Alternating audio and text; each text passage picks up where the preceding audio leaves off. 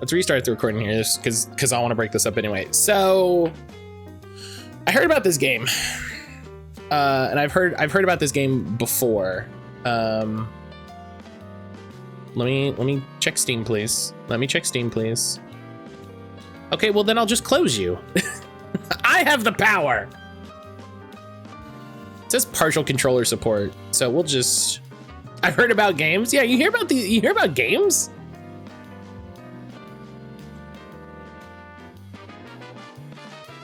Y'all, have you heard about these games? So I've heard about this game a couple times, and I was like, that's a thing I should play at some point. And like I mentioned, I was watching Jacob Geller's latest video with Aaron, and got to a point about this game, and I was like, I'm gonna pause because I haven't played this game, and I feel like I should, and I feel like it would be relevant to this video. So I'm gonna play the beginner's guide. This is a game from the guy who did Stanley Parable.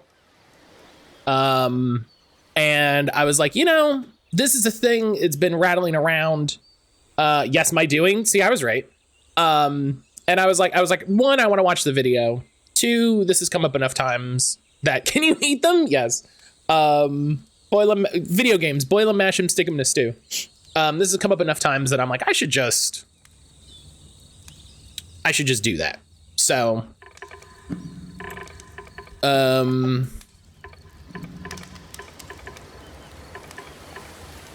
overlay position. I don't know what that means. Sure.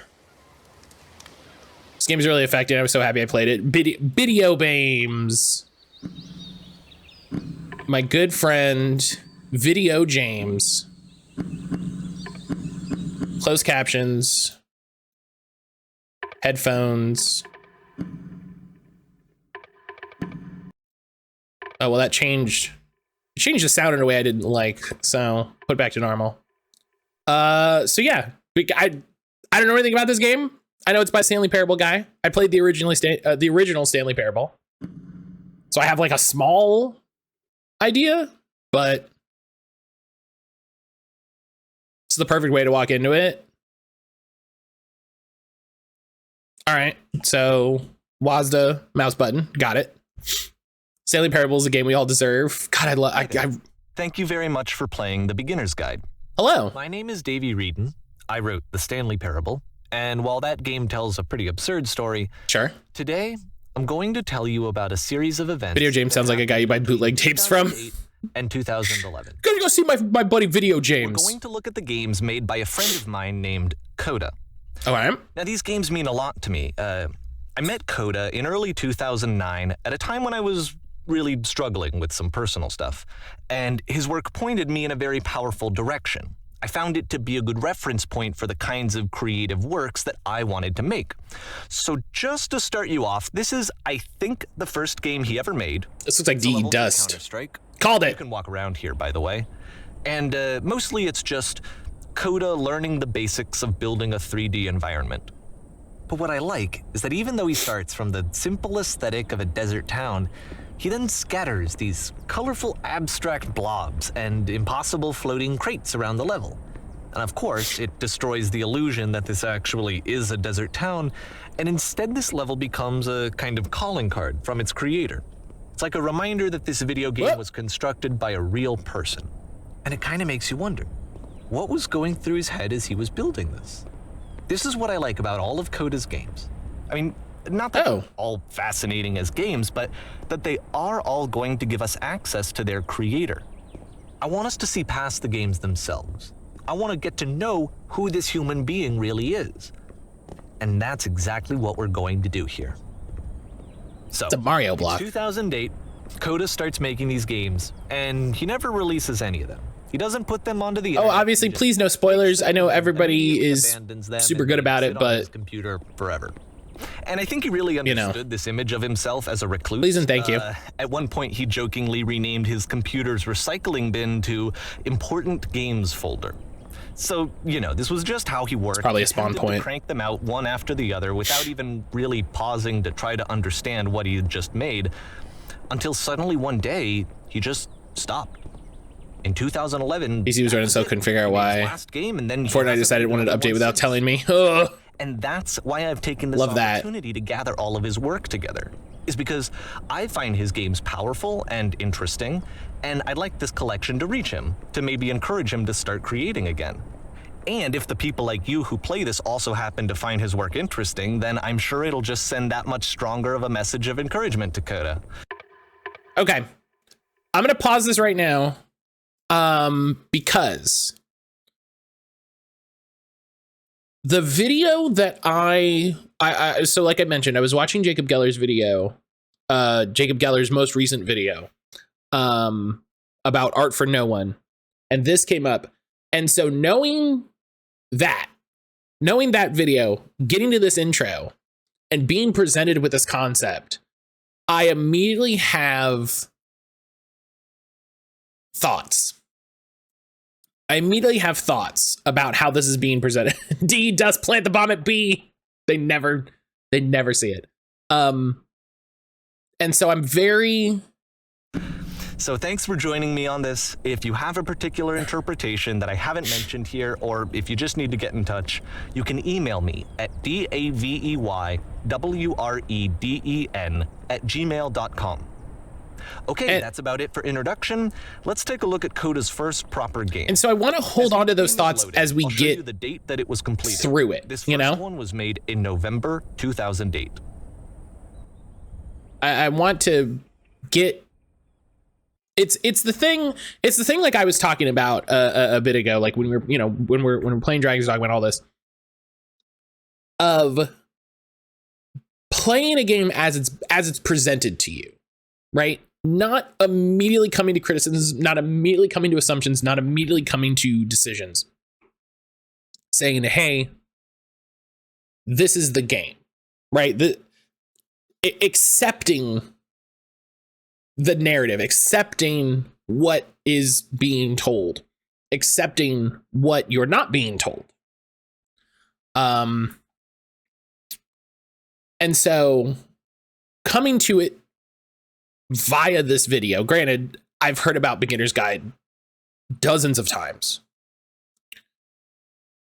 Coming to it from watching that video is coloring my perception in a way.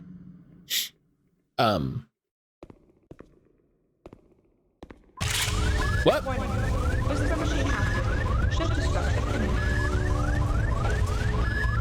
Okay. Oh, my W key. My W key gave up, y'all. Hang on.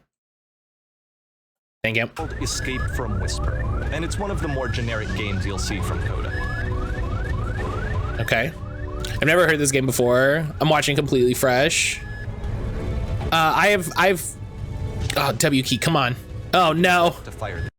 Oh my gosh, W key, please. W key, we're gonna listen. W key, I don't ask much from you. I don't ask a lot from you on a normal day. So if we can hold it together today.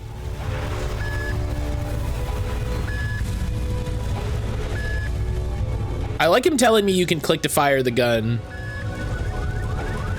I'm really into this sort of commentary over a game thing.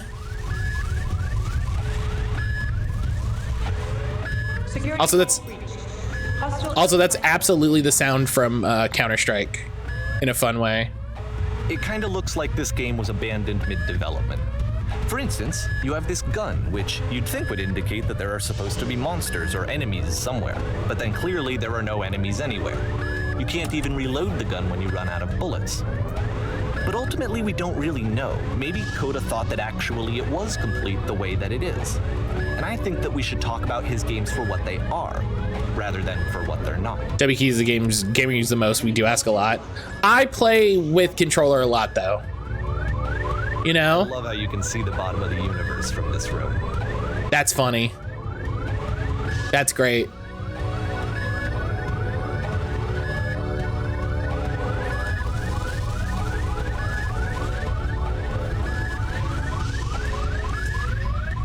W Key's feeling neglected. Where am I? Oh, this door. Okay.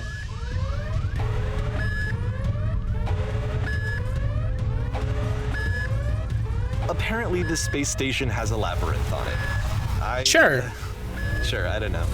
There's really no reason for it that I've ever been able to discern, so in the interest of time, I'm just gonna skip you on past it. Oh. Okay. This is the part that's interesting. The game has this narrative about the whisper machine and how it has to be turned off, and then you get to the engine room. Hey, Is that it? You there, in the engine room. You could save us all. That beam is powering the whisper machine. We could disrupt it by introducing a great enough heat signature. If your body could stop the beam. Oh. So much to ask, but for all of our lives, would you do it? Could you give yourself? Celestian, hello.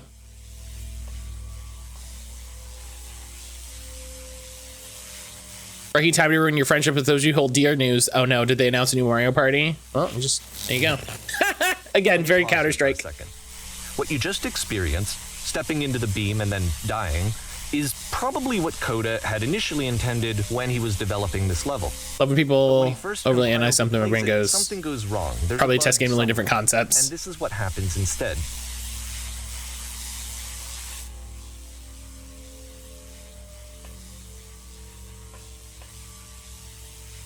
Dokapon Sword of Fury, the controversy PS1 Dokapon board game is getting a Switch remaster. Oh no. Whoa. Oh.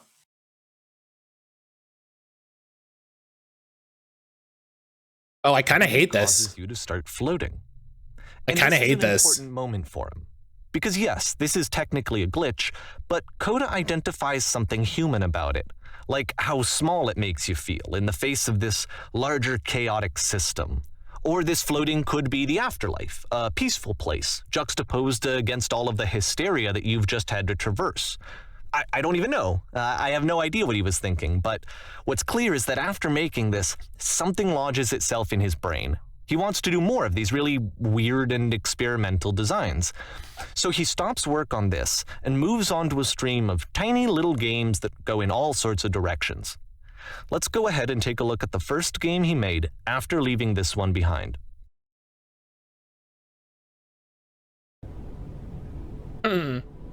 It's controversial because Dokapon's a right fuck of a game. Yeah, Dokapon is something.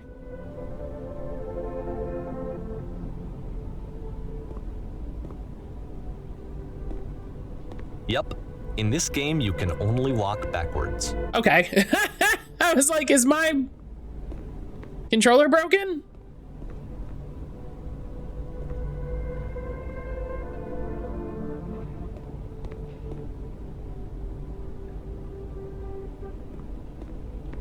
I was like, did the W key give up the ghost?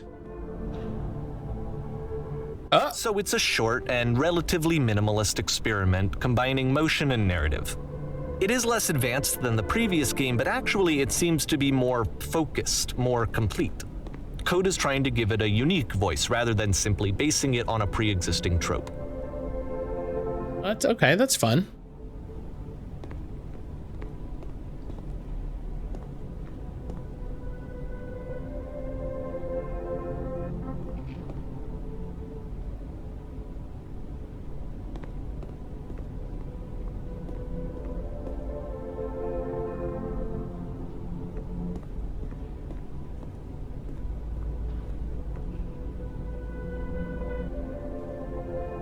It's a short little thought, it says what it wants to say, and then it ends. Didn't need anything more than that. Which to me is why it works, because it gets out quick. Okay, next one. Oh, there's some that are just a little scary that I'm like, I don't. Click the 8 pages, Matt. No. No, I was just getting, no.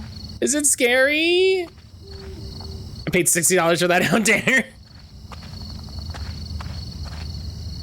W key, please. And that's it. Okay, the meaning of this game won't be clear just yet. Please be patient with me for a few more games, and I promise you'll see what makes it interesting.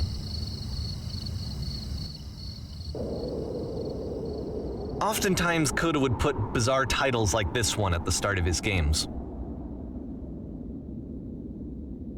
I wish I'd known him at the time that he was making these early games. He would really only talk to me about his work as he was making it. Once he stopped work on a game, like, that was it. It was dead to him. And I don't agree with that at all, but what are you gonna do?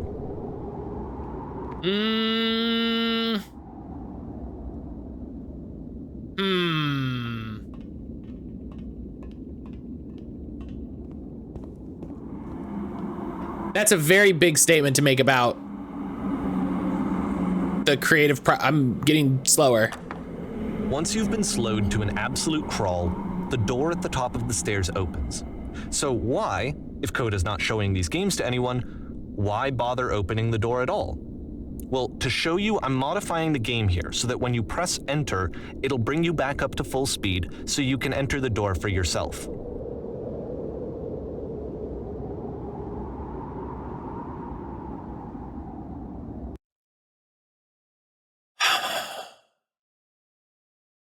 This is a very interesting thing that they've just presented me with, because again, I came to this game, the thing that's in my head with this game is, Casper's going nuts, I don't know if you can hear him, is the idea of art made for its own sake, essentially. Sir.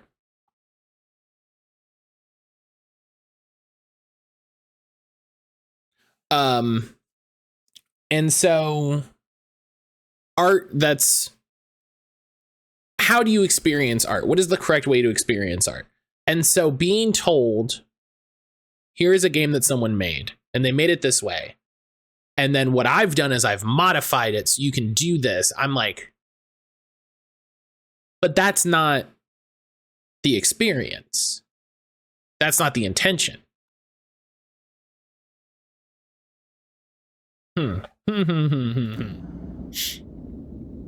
Well, like I said, we will approach the game as it presents itself. And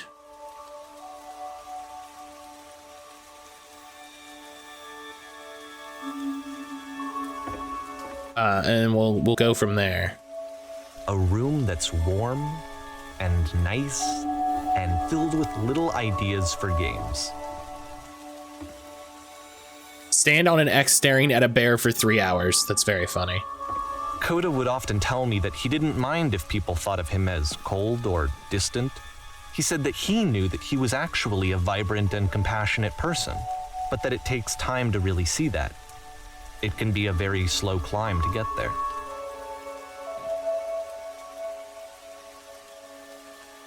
A series of lavish manuals come with the game giving you incorrect instructions on how to play. That's sick. That's a cool game idea.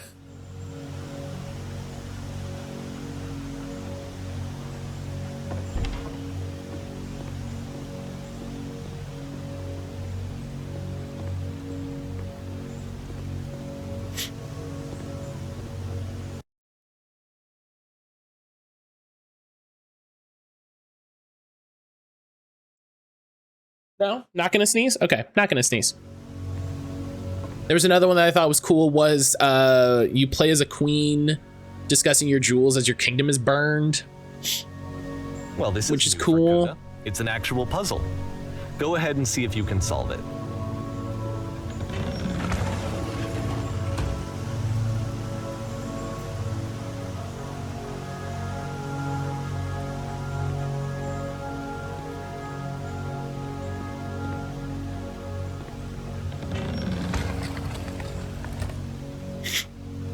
Be a cool game idea. One you can't watch others play unless you don't care about experiencing it yourself.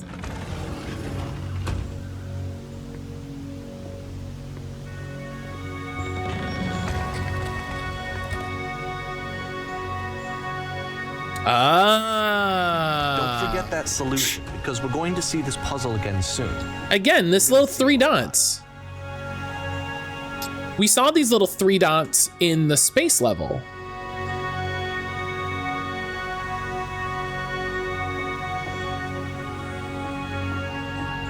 Yeah, I think there's a discussion to be had, Ionic, about games, especially in the conversation of games as art, and the sort of shared play, and, you know, spoiling and that sort of thing.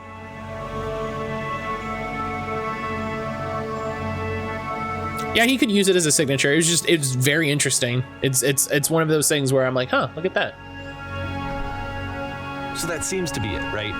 You walk down a corridor, you solve a puzzle, you get to the end. Simple enough.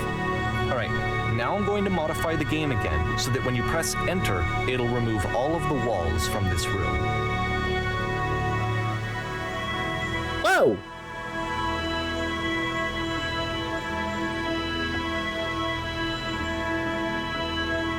How about that? There was more to it than we had any way of knowing. I actually find it funny that this game comes after the stairs game, since they essentially convey the opposite idea. So in the stairs game, a dull exterior concealed a rich interior. And then in this level, a dull interior hides this fantastic outer world. Either way, I think that the point is the same, is that most of the time you don't get to know what you're missing, or even that you're missing anything. That's not your role as a player. So if your role here is not to understand, then what is it?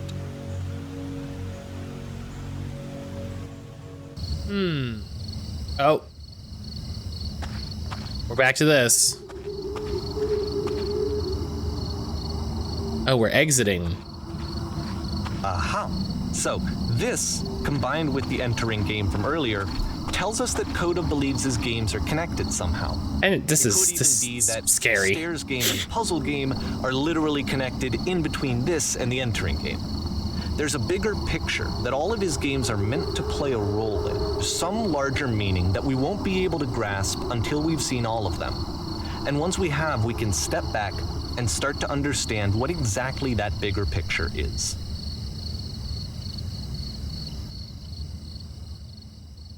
Laughing because Original Slender is on my wheel.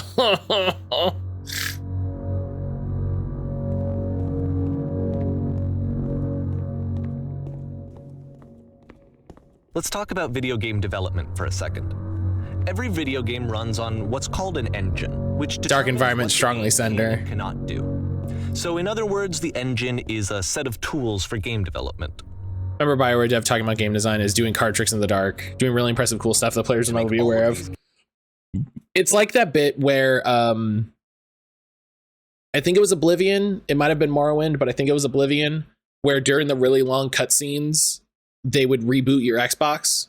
It would actually reboot your Xbox in the background to make space for all of the stuff they were about to load, which is cool as hell. Games, Coda is using an engine called Source.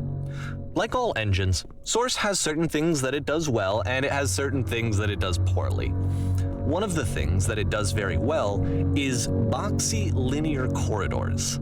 That's why so many Coda's games are set in these large, flat, empty rooms, is just because he's working with what the engine does well. Hell yeah, shout outs to Coda putting a handicap accessible bathroom. You might consider paying attention to the architecture in Coda's games to notice how they seem to stem from an engine that's very good at producing linear, boxy corridors. Oh no. Oh god, I thought I missed it. Now.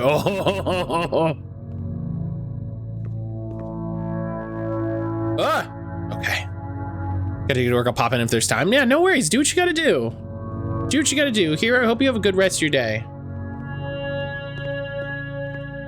Here, I hope you have a good rest of your day, buddy.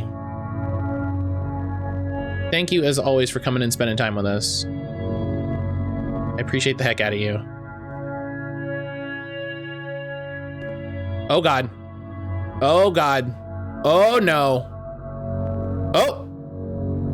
Oh, we're okay. That was scary.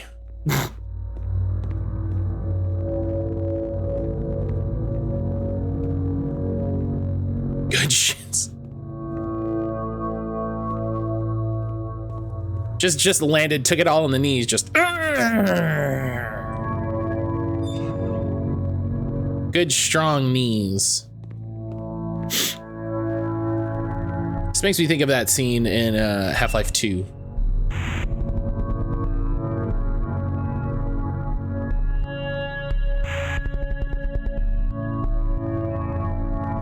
Pick up the can.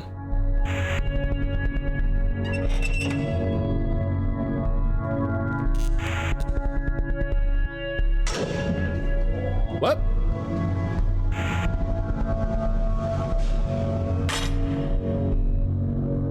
You know why they had that whole scene was to funny enough, show off the source engine. Original design, the doors stayed shut for a full hour before letting you go. If you don't mind, I think we're gonna skip that. This is something that he and I used to argue about a lot. You know, whether a game ought to actually be playable, whether it means anything if no one can get through it. And I would always defend that, you know, all this work goes into the game, why not make it playable and accessible? And so we just got into heated arguments over it, and there was one time that after one of these conversations, he went home, and a day or two later, he sent me a zip file entitled Playable Games that was full of hundreds of individual games, each of which was just an empty box that you walked around in and nothing else. Believe me, I played every single one of those just to find out if there was like a gag hidden somewhere. There wasn't.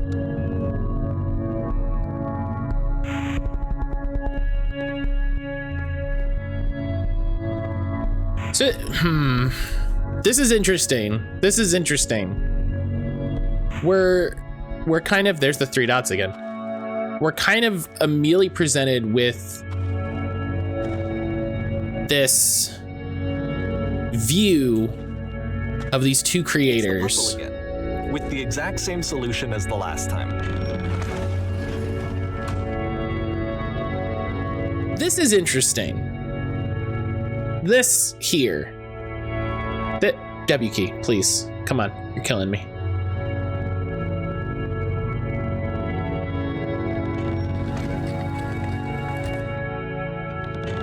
There's still no clear indication of what makes this puzzle so special that Coda is going to return to it over and over. But I promise I'll share with you my interpretation very shortly.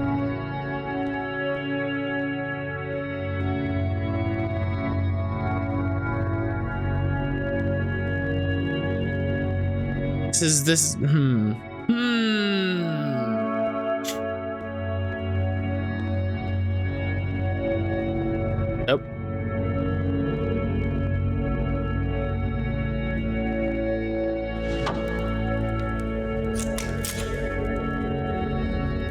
You there, did you come from up above? What was up there? System that he fashioned out of the engine's chat capabilities. Use the 1, 2, 3 buttons on your keyboard to respond. There's an enormous prison I spent hours in. It's the world above, you've been there. Did you have to get through a puzzle with 2 doors and switches? Yes. That was literally the last thing I did before coming here. Perfect, please, tell us how you solved it. Tell us the solution. Tell us how to get to the other side. I didn't solve it, someone else let me in. I don't remember. I'm trying to remember, but I can't. Trust me, you don't want to go over there. That's a very interesting way to respond.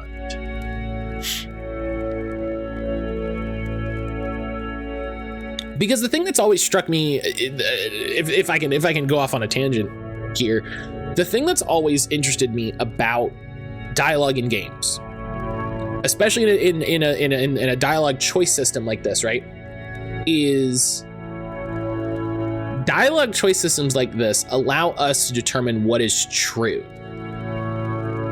right? They allow us to say, here is what happened, right? So if I pick one, it becomes true that my character, my avatar, whatever, can't remember, right? That becomes the narrative.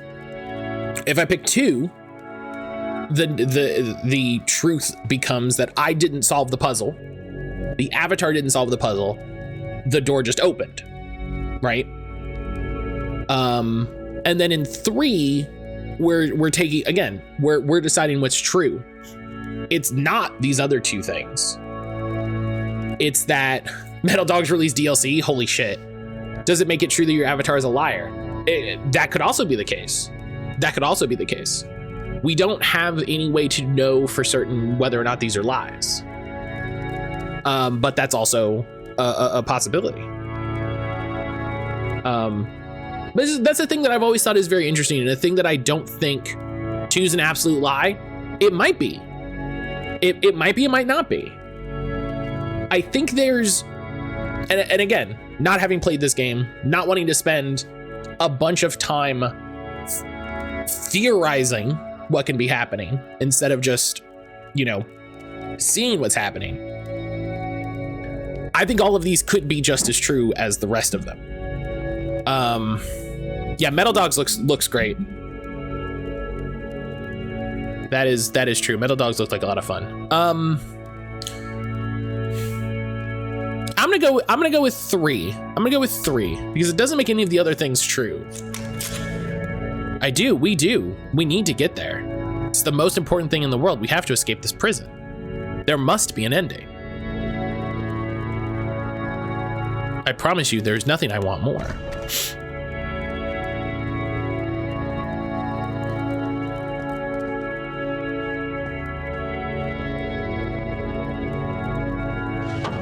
The G-Force experience thing popped up. How'd you get here? Was there a puzzle you had to pass through?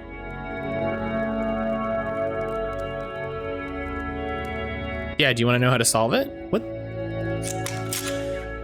No, we find the black space between the doors far more interesting. Have you seen it? Now that you mention it, I do feel strange as I pass through it. Don't think too hard about it.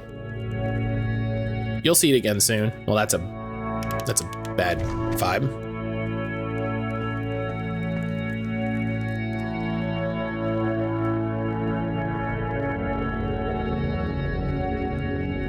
And so we make one last descent down to the final floor of the level. Whenever we play this game, I'm getting a deja vu moment. I must have watched someone else play this before.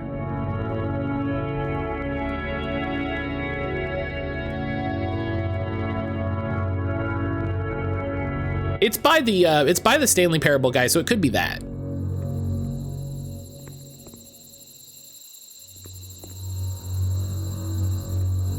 It's a lamppost. Okay, I can't tell you quite why, but for some reason, Coda fixates on this lamppost. It's going to appear at the end of every single one of his games from here on out. I'll tell you what I think. I think that up to this point, he's been making really strange and abstract games with no clear purpose, and maybe you can only float around in that headspace for so long. Because now he wants something to hold on to. He wants a reference point. He wants the work to be leading to something. He wants a destination, which is what this lamppost is. It's a destination. We're gonna see it in the work as well. His games are just gonna become a lot more cohesive, a lot more fully developed, with more of a clear idea behind them. And as we go, that idea will get clearer and clearer and clearer. And that's how we got Counter-Strike 2. He realized that what he loved was making Counter-Strike levels. And to do that, he has to make Counter-Strike 2. This game, oh.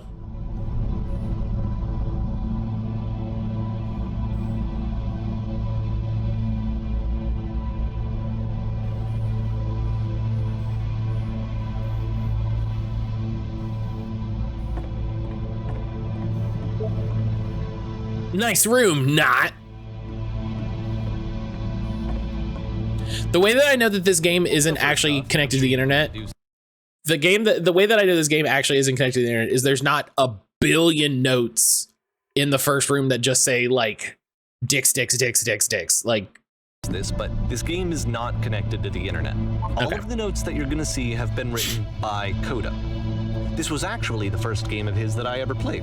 This was shortly after I met him at a weekend game jam in Sacramento, where I grew up. I saw him working on this very level, and it was just so different from anything that anyone else was doing. So right away I was like, I have to be. Wait, the game told you? Yes, but I knew it before the game told me, so I'm trying to get his attention. I'm smart. I was over enthusiastic, but he was very gracious about it and very patient with me. And I cooled off eventually.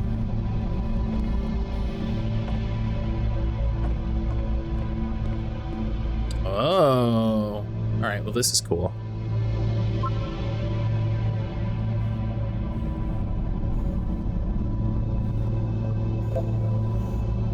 Can you guys hear me? Oh, that's a...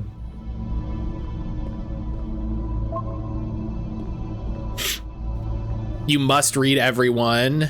Feel free to skip over any of these notes if they're not doing anything for you. Nothing extra is going to happen if you read all of them. No, Either way, to me they convey a sense of loneliness. I see this person who's filled with thoughts and feelings and beliefs and has no way to express them except as scattered and unheard voices in a game that wasn't meant to be played. Define fun. Balls, perfect. We found it. Internet, everybody. But it's ironic Ba-da-ba-ba-da-ba. in playing this game and seeing how alone Coda often felt, that we get to know him better and actually kind of connect with him. And I have to be honest with you, this idea is really seductive to me. That I could just play someone's game and see the voices in their head and get to know them better and have to do less of the messy in-person socializing. I could just get to know you through your work. I think this is why I always liked Coda's games so much, is because it felt like they let me have that connection. I felt as though he was inviting me personally into his world. And then I feel less lonely too.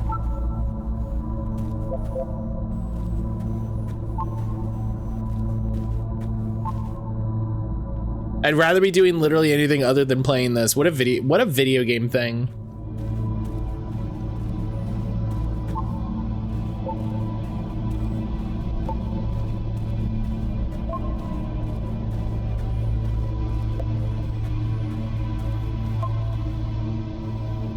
What the shit is this cavern?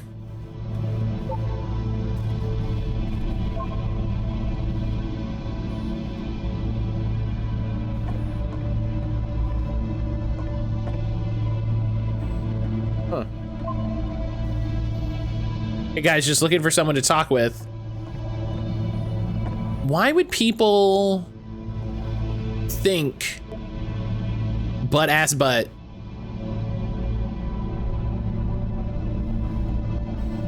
Video games.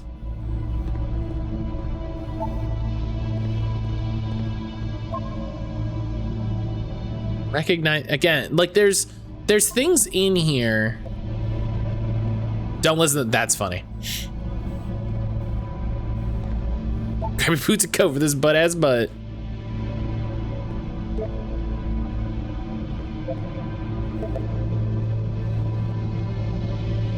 Makes game includes door, cannot open door. Thanks. I mean, it's very clearly not a door. It's just a space.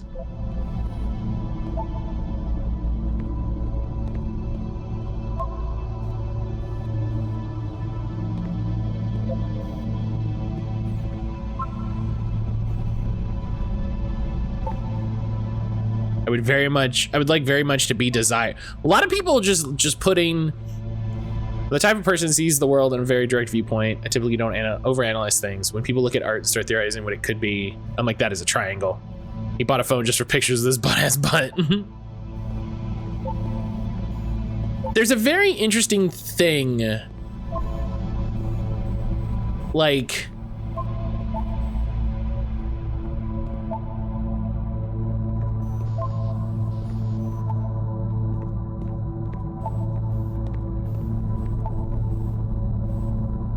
Proceeding further will only result in misery. I mean, listen, I gotta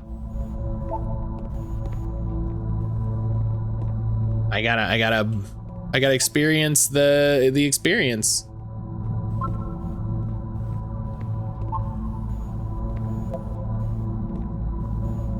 Robert Louis Stevenson said, everything we create in fiction is an extension of ourselves. Basically, what you put out didn't come from nowhere. It occurred to you to include and create it for a reason. Even the curtains being blue. Even the curtains being blue.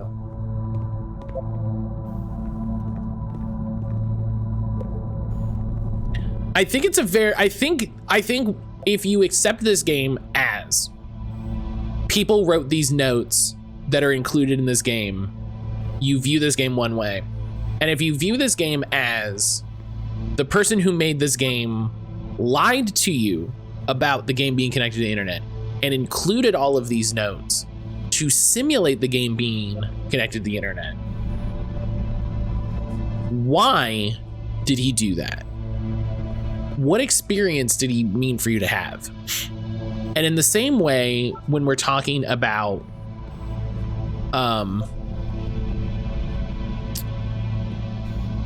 like in the same way that they're talking about like how games should be playable versus not, right? I think is a super interesting discussion.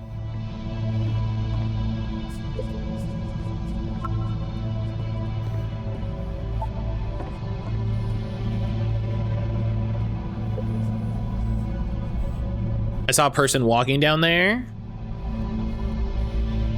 No, you defo didn't.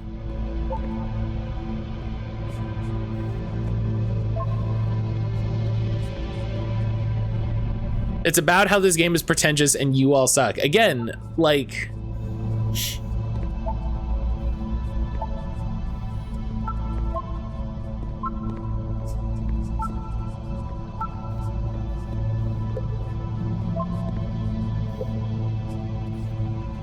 Oh, I just noticed each of these notes could be interpreted as that little 3 dots.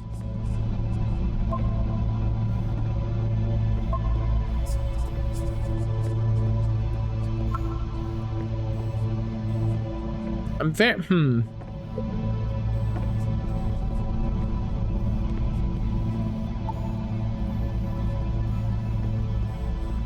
Try finger butthole.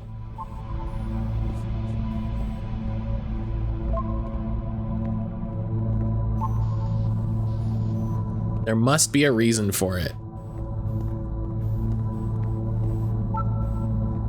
At the end of this level, we're going to see the puzzle again. And here, I'll tell you what I think the puzzle means. Each of these games represents an idea that was on Coda's mind at the time that he was making it. And a hello, and the reason is on a previous you. chapter of his life before moving on to the next. And the reason is you.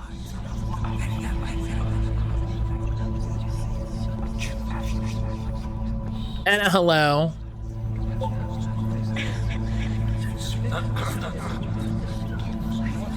There's more. Oh, there's the 3 dots.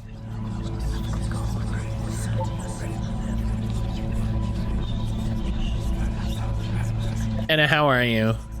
How are you doing today?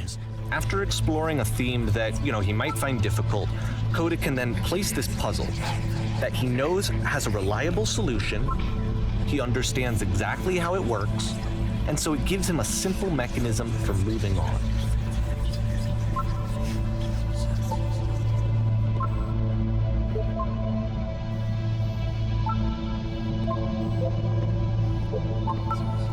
And because there's this dark area between the doors, a space.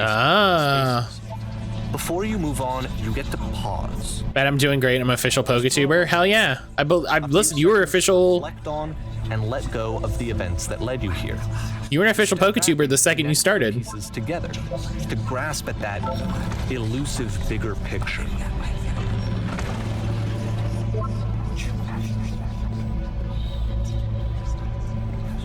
You were a PokeTube.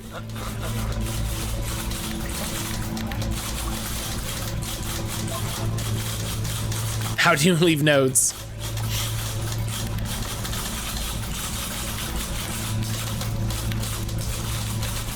Going to Florida for a Pokemon card show? Don't go to Florida, oh no! Are you there? Please say something. I just need you to say something. Talk to me, please. Speak.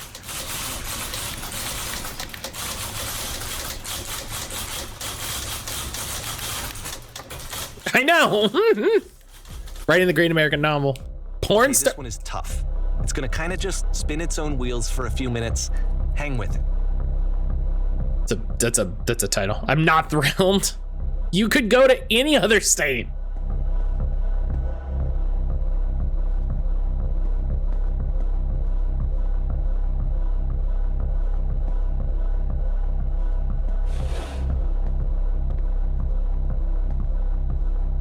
I'm excited you're going to a card show though. What do you have planned? What are you getting up to?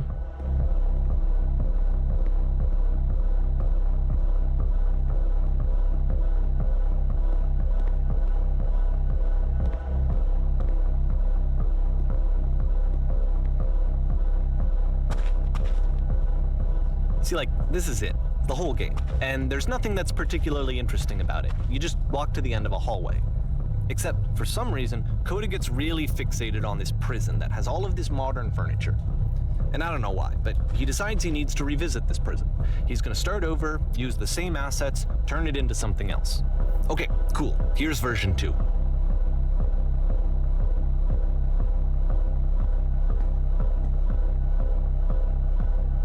What furniture ought to go in the center of the room? A TV with surround sound.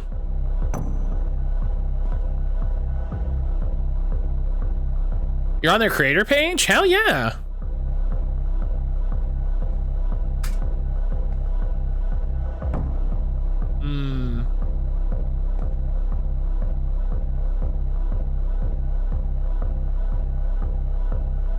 Put live Tesla coils in each corner. Yeah.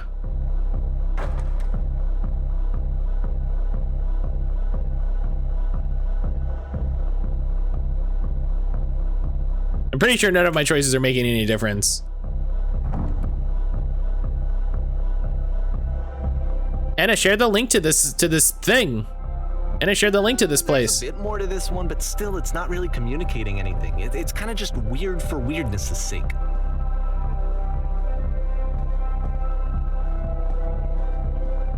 Promote yourself. He throws it out and starts over. This time he comes at the prison idea from a different direction.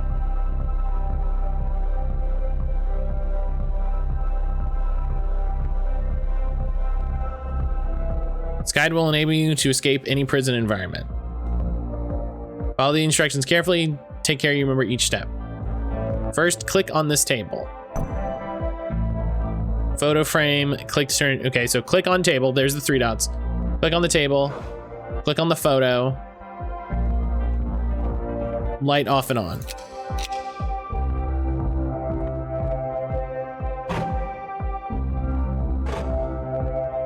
In a real prison, the escape will now open. Return to the start to be taken back to your prison.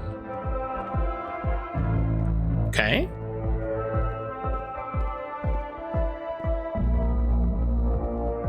Card Party? That's a hilarious name. And of course, now the table is gone and you can't begin the chain of events to escape. Here's a version where there are no bars, but you can't actually get to the well. And then a version where the inside of the prison is the outside and the outside is the inside. Let me just blink you real quick through a few more of these. I mean, he really unloaded on this prison idea. There's nearly a dozen of them. Personally, I think it's awful to watch this, to see a person basically unraveling through their work. And for what? Like, at what point do you just go, maybe there are game ideas other than this prison that I could be working on? But Coda doesn't have that voice telling you to stop, that particular mechanism of defense against yourself. Without it, you just spiral. And so he keeps going and going and going and going and going, and then he hits on something. And he likes it. And that's it. He's done. He stops making prisons. This is the very last version of the prison game that he created. And the reason I think it works is that the prison is not actually in it. There's not a lot of femme non-binary creators in the PokeTuber space. It's important to show up and represent and be like, Pokemon is not just cis white male. That's fair. I agree. I get that. I'm with you on that. I don't know how I feel about this game, the whole game, not just the game inside the game. Yeah, I'm so it helps being familiar with Stanley Parable, I think, to know that there will be a point, because of just the person who made it, where our expectation will be twisted. And what we think is happening is not what is happening. Or the expectations and assumptions that we have will be, turned upside down. So I don't think I enjoy playing it. I enjoy this as an example of games as an experience. Yeah, I think there's a very interesting conversation to be had about this game and taking place in this game about games as art. What do games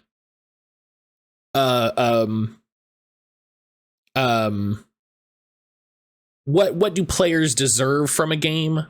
What there's something going here. It's an art experience. You just got to flow with it. Yeah. As of now, it's been an interactive art show. Like it's been an interactive PowerPoint so far. So, but no, I get you, Anna. I agree. It's cooking. Yeah, it's cooking. Let him cook. Whoever want to watch Skinamarink? No, I don't. It's scary. I heard it's. I did have to tell Aaron what the Skinamarink phone was.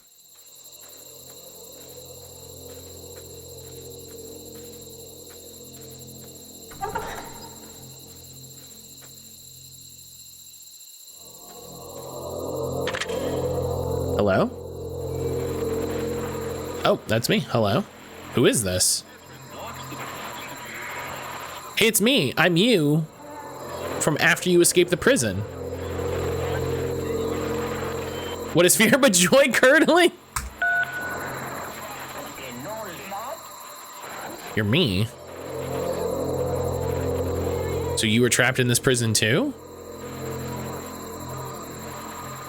It's a conversation. And so this is what Coda wants, is to be able to talk to someone, to share what's on his mind, and to get some good advice from someone who knows. But the irony is that even in this scenario, you're still talking to yourself. You know, all of these games so far are Coda talking to himself. Oh, hang on.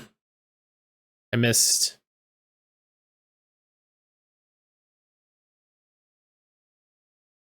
Jalen, another honest to God skin. Jalen was the first person I talked to about Skinamarink. I was in the escape tutorial. That's where I am right now. I'm so glad to know I get out eventually. What's it like to escape?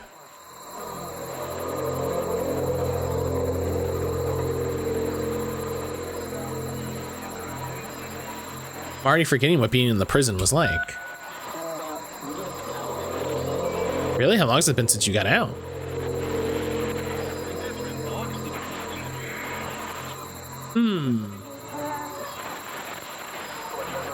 Currently watching the trailer to it. I didn't know it existed.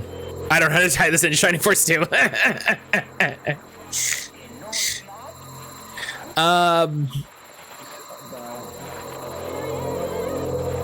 Years. I've been standing here working up the nerve to call you.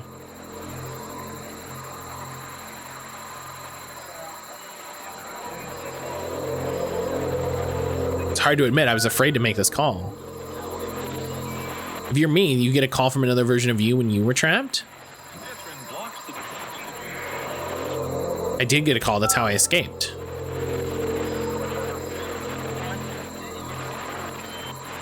What'd they tell you? What'd you have to do to get out? They asked me how I felt about being imprisoned. Skinamarink isn't for everyone, but if you have a hard time getting scared, maybe stare into the digital abyss, reflecting on your lonely childhood will get you there. No, I don't want that. Nope, no thank you. That freed you? How does it work? Just tell me how you feel. I felt afraid nothing will ever change. Okay, go on.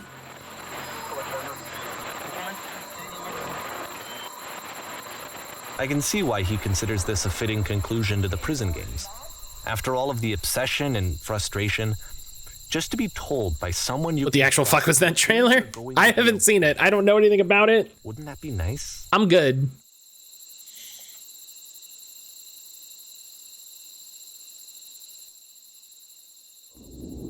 So what would it look like if Coda wanted to make a game about talking to someone other than himself? Excuse me.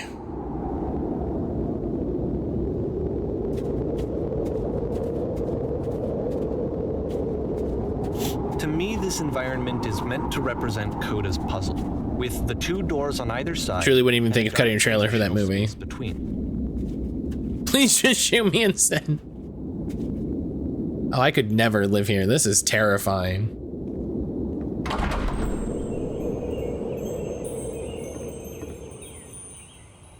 I'm definitely gonna watch it. Oh, I'm glad as heck y'all showed up. Thought I might have to clean this entire house by myself. Right, miserable that would be. Everyone knows lonesome hands make lousy homes.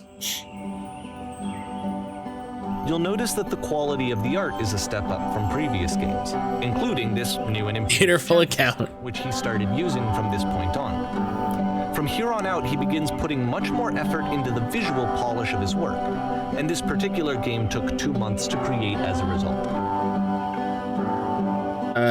Place is nice. I'll be glad to stay here all night. Just might be getting a little ahead of yourself there, no? Why don't we start cleaning, then you decide whether you could do it all night. I'll finish up here in the meantime. Can you clear the table?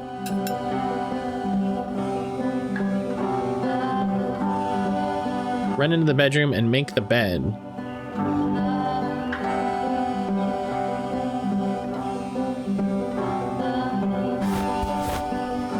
Wait, I clicked on the table. I clicked on the bed.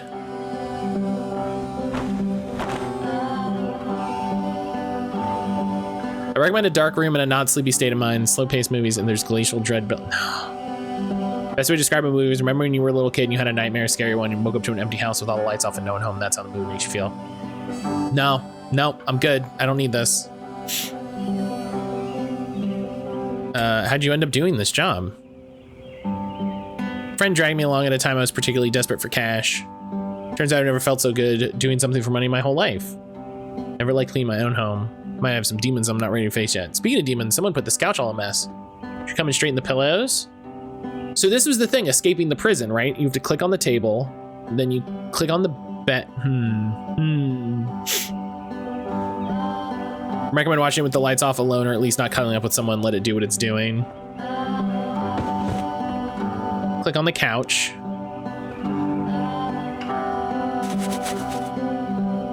It was oh right, it was yeah, it was table and picture frame. Okay, so maybe it's not that. I'm drawing parallels when they don't exist. I feel compared to Shell a particularly cheesy personal insight. You okay with that? Yeah, I'll try to get by.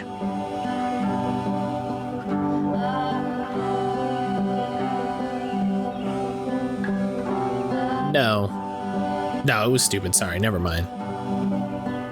Hey, those dishes need to be washed. Why don't you come do that? So you're not doing anything and I'm doing everything. Last I checked, the tub needed cleaning. How about you scrub it down the best you can? No need to be perfect. We're all just human.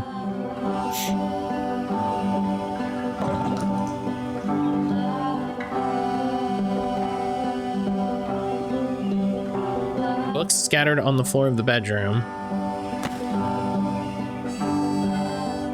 Perfect. How about you come and clear the dishes off the table? After the intense set of prison games, this house cleaning level almost feels like cleansing. I did that. It's the moment after a particularly difficult or traumatic experience where you just need to let it sit and digest inside of you, and eventually cohere into something meaningful.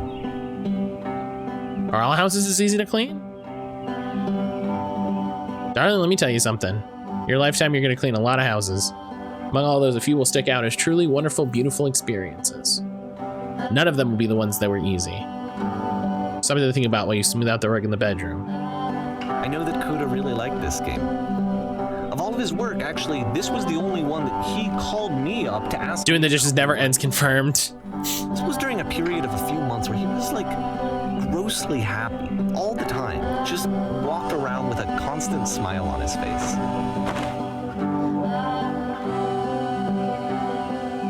Now the tub is dirty.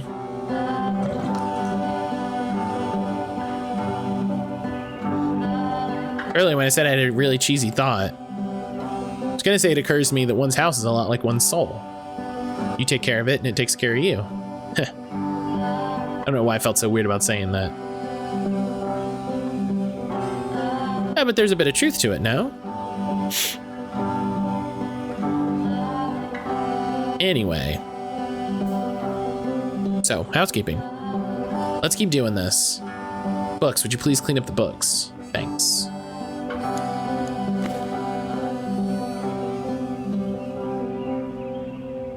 I'm glad he made this. I'm glad. Can't have folks coming home to a messy couch.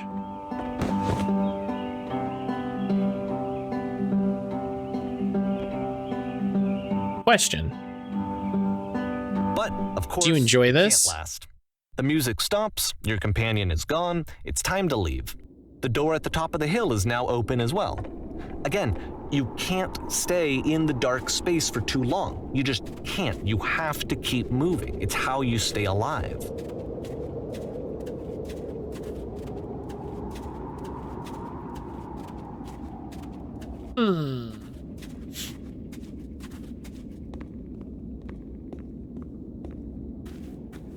A lamppost. Which is the whole point of the puzzle doors, right? That sooner or later you have to pick up and move. That's a weird thing to say, narrator. I really thought that was the point of it. That's a strange thing you said there. Items you love at members only prices. That's a funny name. Why did you come here today? Was it to improve your life? Was it to get a better job? Was it to make your relationships more meaningful? No. You came here to be perfect. That sounds like a cult. This workshop is going to teach you how to be perfect. I want your friends, the people in your life, to look at you and think, wow, this person's a better human being than I am. Yeah, this is a cult. This is cult shit. Who do you think about that way in your own life? Who do you know who's so well developed as a person they make you feel disgusted with yourself? Compared to whom you feel useless. So, oh, this is bad. This is a bad. Perfection is within your grasp. And the question is not how we do it, but how do we do it effortlessly? Yeah, this is an MLM. This is... It's About so halfway through easy. The game, the perspective shifts. Oh.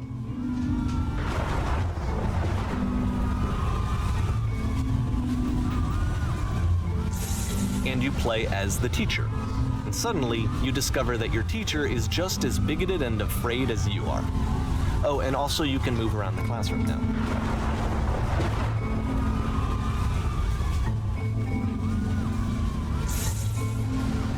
So these are the things that you can't say. On the way to work, I told an elderly person to start contributing to society. Kids should not follow their dreams. This is the key. How do I achieve it with no effort? And then there's whatever's going on there and the lamppost.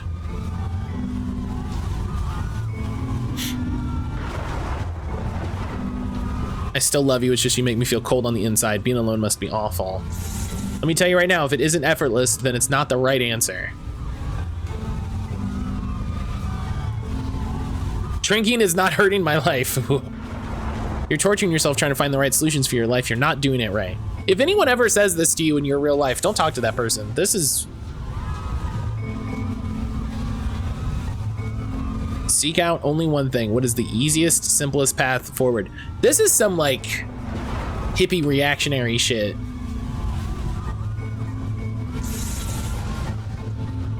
Anyone want to do some ecstasy after this? There is no truth. There is no path.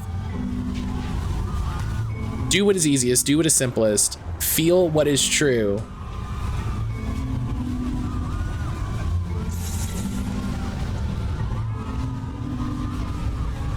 A giant swirling orb of concerning origin and nebulous destination, just like Brian's bullshit wheel. Anyone else just want to jump right in that void? It's coming for you. It's going to destroy you. Everyone, what? I fell pretty hard for this one.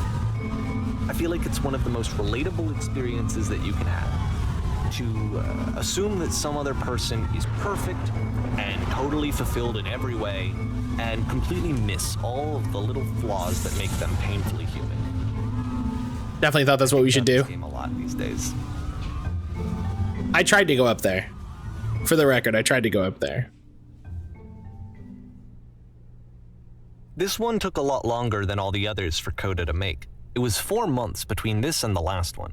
That's twice as long as it took him to make any other game before this, and it's not like it's particularly complex, so I remember I found that a little strange at the time.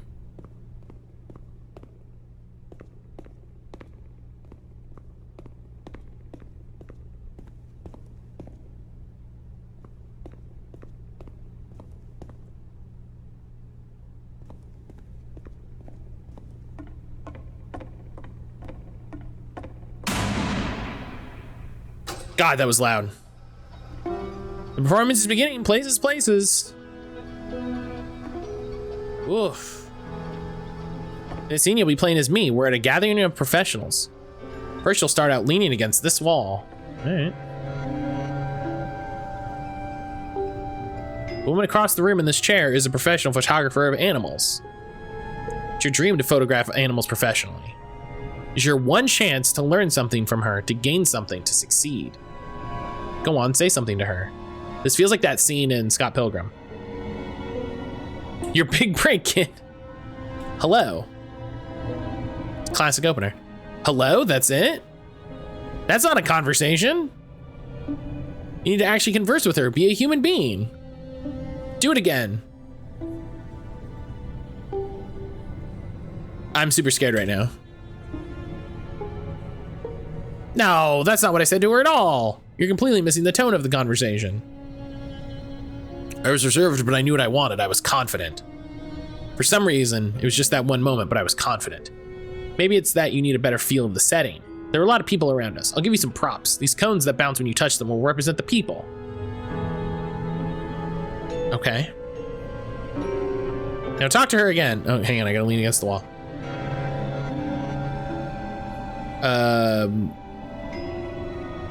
You must have worked really hard to get where you are. You're messing it all up again. You'll freak her out if the conversation gets personal that quickly. Well, that's why I started with hello. Do you realize how important this was for me? I'll never get another opportunity. Everything's riding on this. I want to try something. Try stepping back from the stage.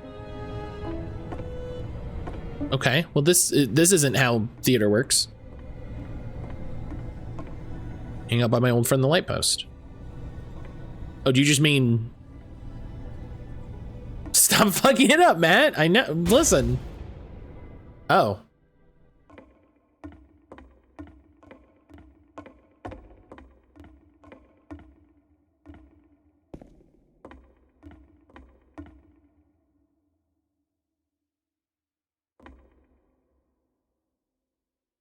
I get. All right.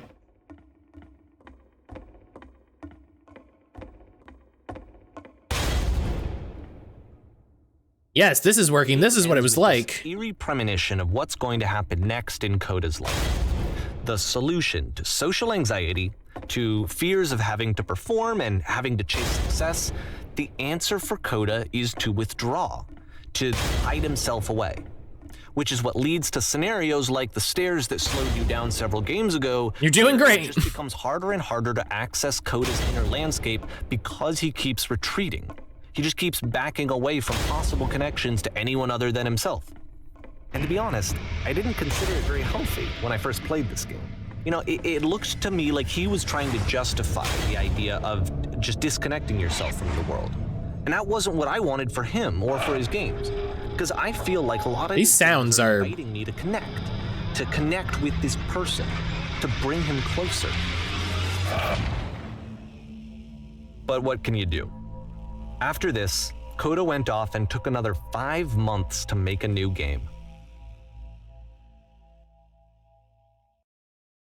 Mobius Trip. To play this game properly, you must keep your eyes closed. Click to begin the game. Do I keep my eyes closed, chat?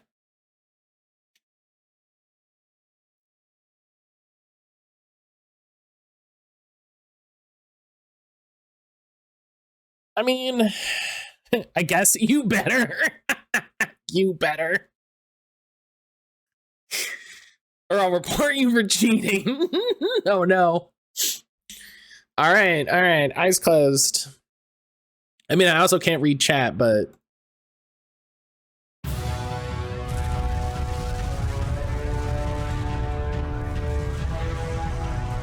Okay.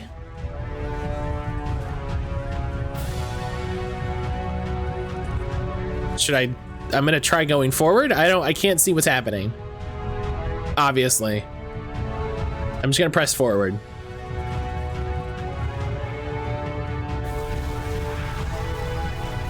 I'm gonna... Okay.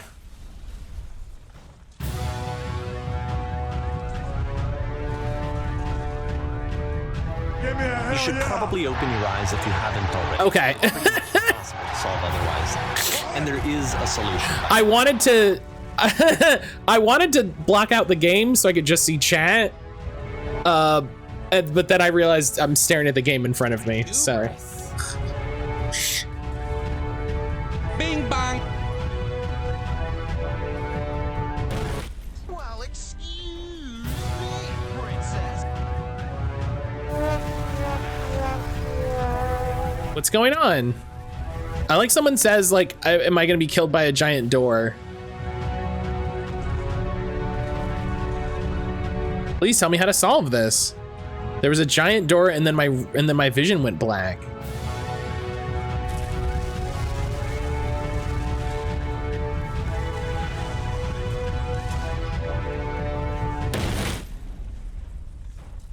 These games have started the discussion on what is considered a game. Oh yeah, weird. The SS Whisper.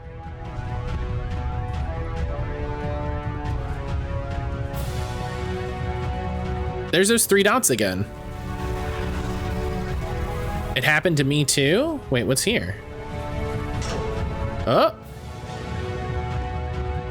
Truth. The only way to stop is to speak something that is honest. I'm bursting with creative, nope. I'm bursting with creative energy, and he said that's not the truth.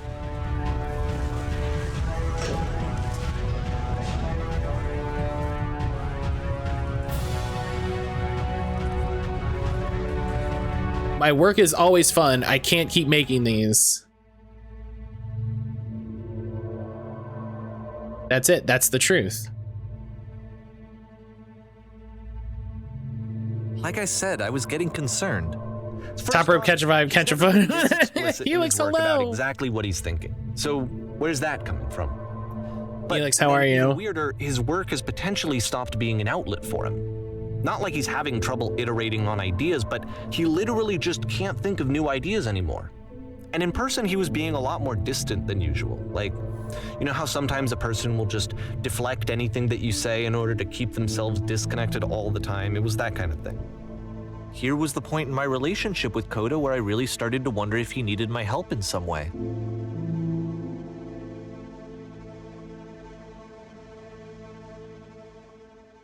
The last thing Truth said is we're going to be okay. His games are going to get more desperate from here on out. After this game, it's almost 6 months before he finishes something new. Tired AF, the day trip yesterday was great. I need to catch up on sleep. Well, I hope you can take some time and rest. Hello? 1 month longer for each game? Yeah, games are taking longer to make. Where did this island come from?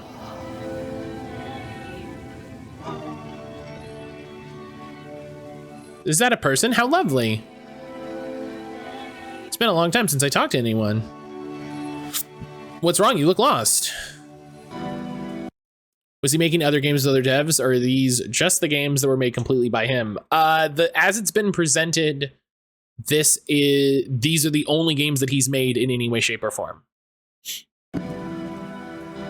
I'm completely out of ideas. When I try to create, I feel empty. I have nothing left to give to my work. That's...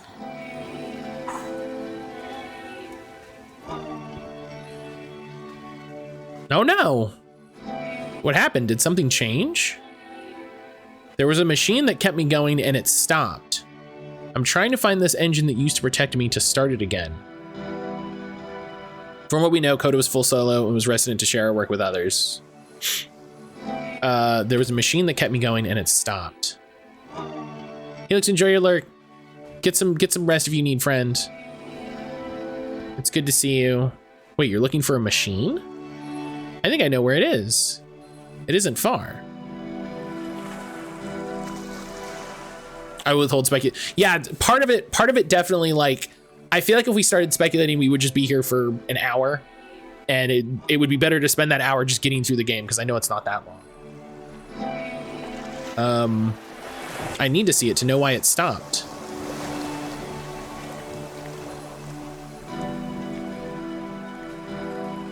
I can take you to it, but there's a problem. It's guarded by a difficult puzzle. About his creative You help me solve the puzzle, we'll find the This machine. one turns it up to 11.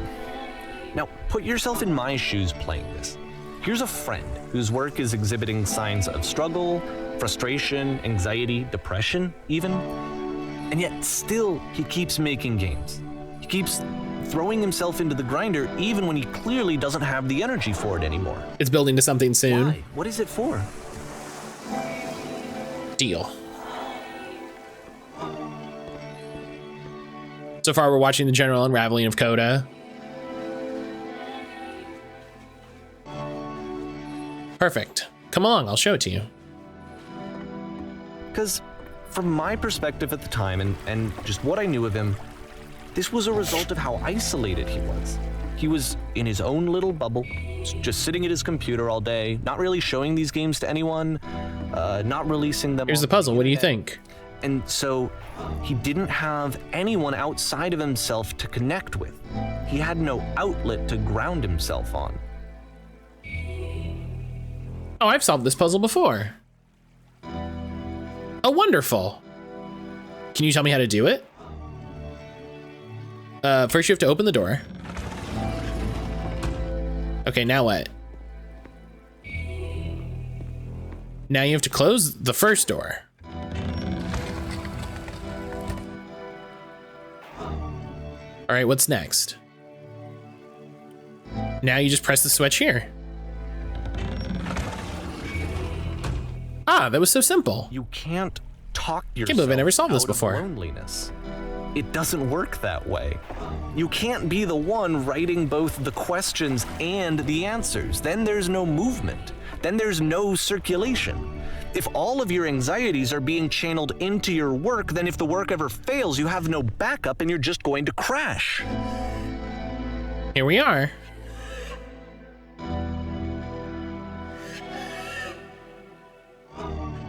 There's no machine here. Trust me, you'll see. You have to say that your work is fun and easy. You have to say game development is simple and joyous and you love it 100% of the time. Okay. That's definitely a woman crying in reverse. Which, rad. Feels cool feels. Cool, great, love it. Sure, making games is easy. Oh, that feels wonderful. Why did I feel so awful when I said that? She's watching Snow Magnolias. Don't worry about it, just keep thinking. Keep saying that creation is easy. I am constantly excited and enthusiastic about my work. Yes, that's wonderful. Keep going. These are things from other games. Really unhealthy to me. I was watching him do this to himself, and I hated it. I hated seeing him so trapped. It's like, video games are not worth this amount of suffering. Put it on the internet. Put it on a t-shirt. God damn. Every time I make something, I feel better about myself. Perfect. That feels fantastic. Someone I really cared about. And I used to get so much joy out of seeing him create. For him to suddenly become angry and frustrated like this, it was the worst thing for me. None of this is helping. Patience, you have to trust me. I promise this will work. Please continue. Any sacrifices made for my work are worth it 100% of the time. I don't know. Yes, more. Keep going. I don't know how else to explain it. I will be saved by my work. Stop more than anything. I had never felt so rotten. I needed more than I had Incredible. Ever needed That's it, I'm free. for this to stop.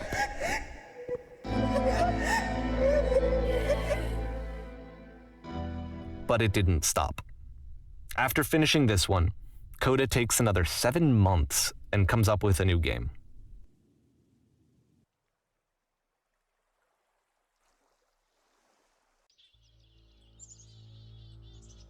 Oh, the machine. That I love that comedy bit.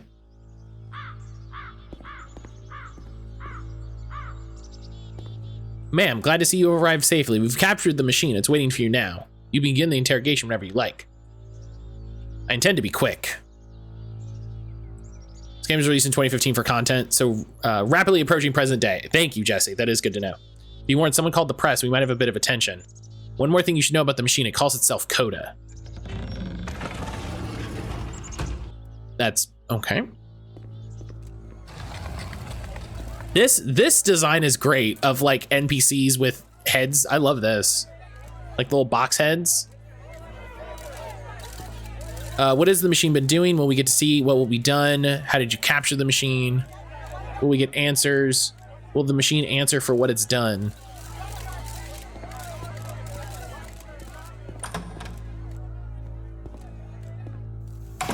I said what I said. And of course, it's the machine.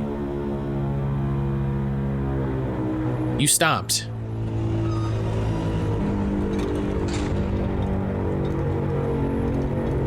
But your work was keeping us alive.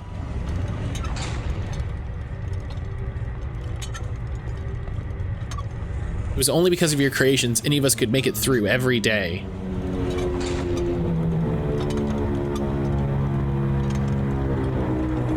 Here's what needs to happen. You need to go to the people who are out there and apologize to them.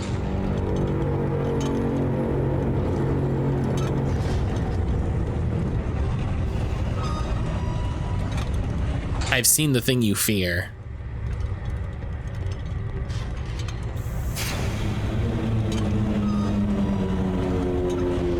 All right then. I will speak to them for you.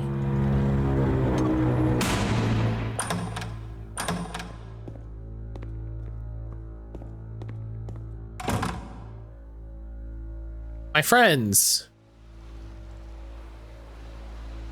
it falls on me to deliver bad news. The machine will not apologize to us. This feels like Nier.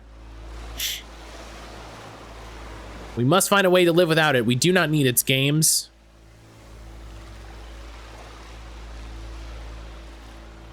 Let us show to it that we are not failures. We will destroy the machine. We will destroy everything the machine has created.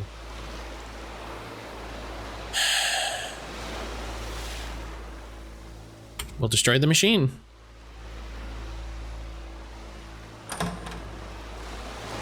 And we're back on the stage.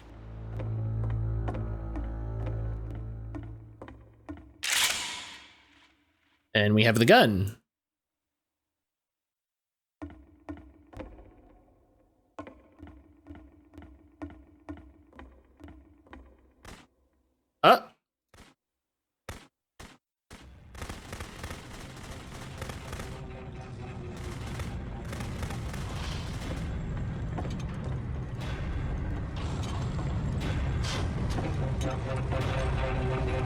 Can I go through?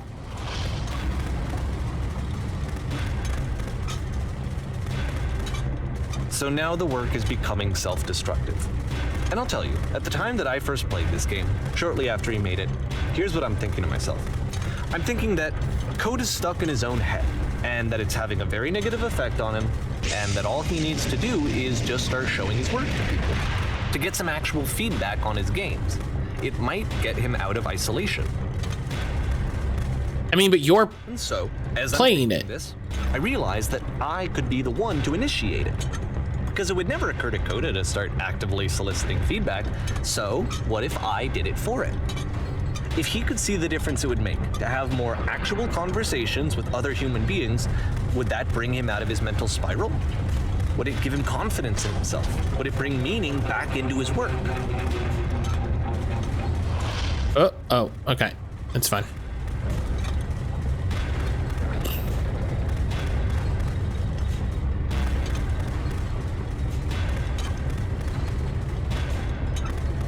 What? I started showing Coda's work to people.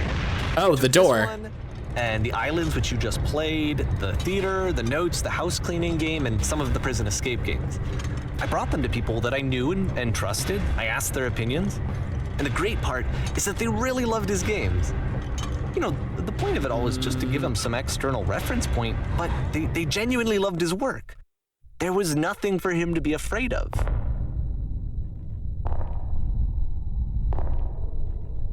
Here we go.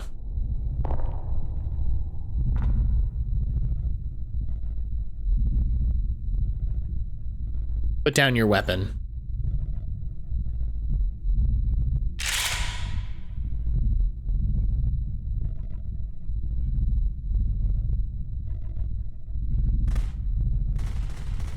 Can you see why I felt like this was the right thing to do? Because it's the thing that I always feel like I need. This is to be told that my work is good. This is all I can do. I am good.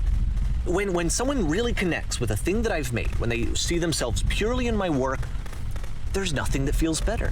And I got to give that very same feeling to my friend. I did something. I really felt like I'd done something good. Like I was a good person. I felt like there was a friend who was in trouble and was unhappy and maybe didn't like themselves, and I could fix it.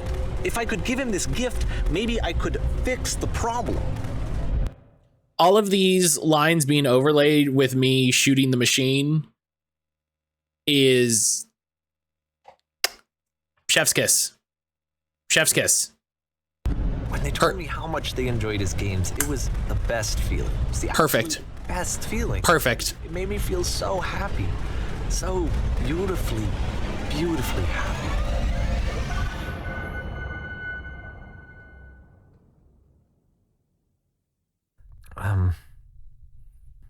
So anyway, Coda finishes this game, and then really he just kind of takes off. This is what I need. Obviously, this is what everyone needs. So this is June of 2011, and I didn't hear anything from him for several weeks, I guess.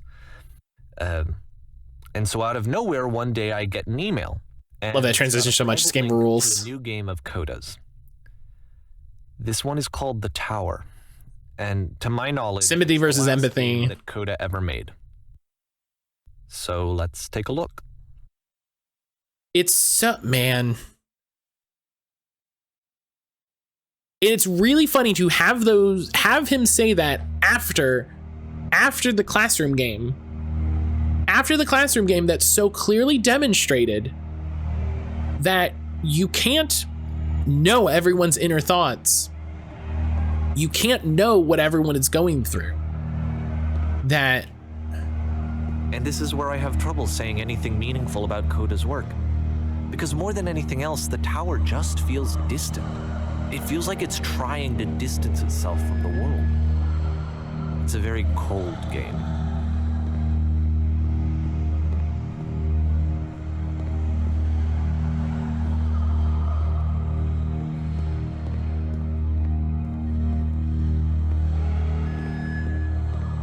It's that same.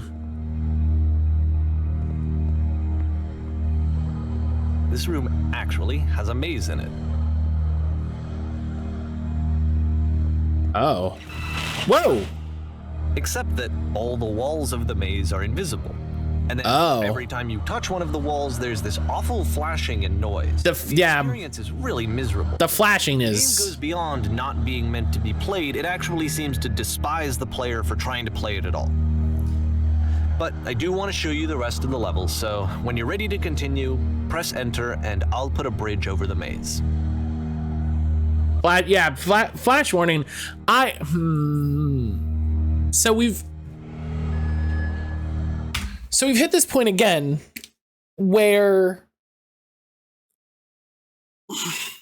the game presents us with, this is how Coda made this thing.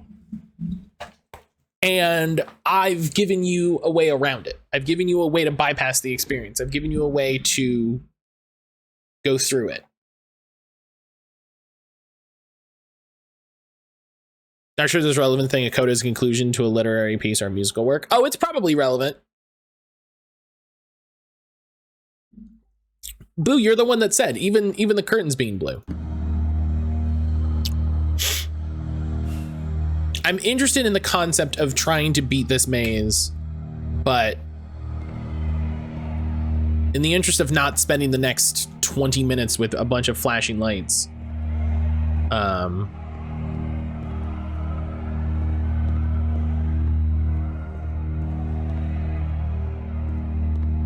And to be fair, it's not like this is the first game that's needed some modification to be playable. Like the house cleaning game. You know, that one used to actually loop the cleaning chores and you just cleaned a house forever. I had to cut it off so that you could exit the house and the game would actually end. But that game had an idea that it was actually trying to communicate. What's the deeper idea behind the invisible maze? I mean, anything that I mean, man, it'd be longer to complete than 20 minutes. Yeah, 20 minutes is a rough estimate, let's be fair. The only way past this challenge is to randomly guess the 6-digit code. Like the invisible maze, it's frustrating to me because it's the opposite of everything else that Coda has made. It doesn't encourage thought or engagement. It doesn't ask anything of me except a lot of my time. If I could have reached him during this time, then maybe I could have asked him, but I couldn't. I still don't really understand why this is here. I'll put the code on the ground for you here, though, so that we can move on. 15, 16, 17. 15, 16, 17. Keep that number in mind. I mean, what's funny is, at this point, it still fits the definition of what the narrator has portrayed as a playable game.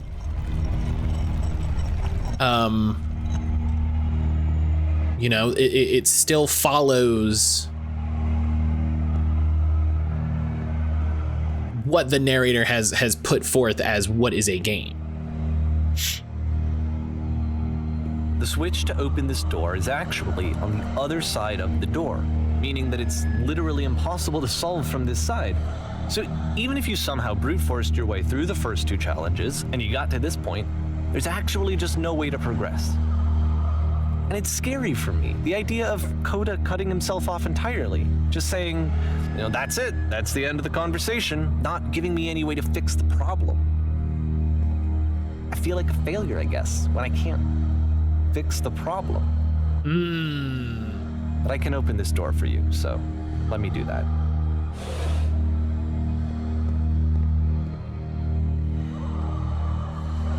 Was I a failure for not understanding this game? I mean, I don't know why I would be. It's not like everything needs to have a solution, but I feel it somehow. I feel like I failed, and I don't understand why. I remember, it's June of 2011. I'm playing this for the very first time, and as I'm playing, I'm thinking to myself, I don't know this person. I have no idea who this person is. It wasn't the guy I knew, it wasn't my friend. I had come to so many conclusions from looking at all of his work up to this point, and then suddenly none of them... I had been trying to, though, that was the thing. For years I was trying to get to know him, to understand who he actually was and what he stood for. I asked him so many times to please just tell me what his games mean to him. I asked him please to tell me what the 3 dots mean. And he wouldn't.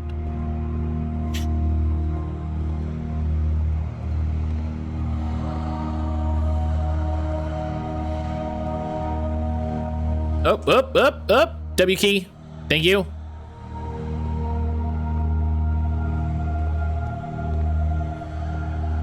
W key fighting me on this one. Strongly that if I could have connected with him, that if I could have somehow made his work my own, that I would finally be once and for all happy. It was that I needed to see myself in someone else. I needed to be someone other than me. But he stopped and left. And it felt somehow like I had failed. Men will do literally anything other than go to therapy.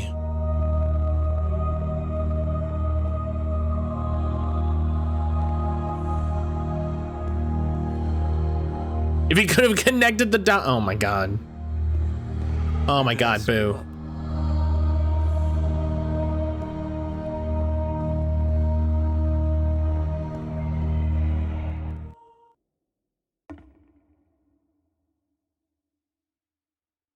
I'm the reason that you stopped making games, aren't I? It's because of what I did. I poisoned it for you.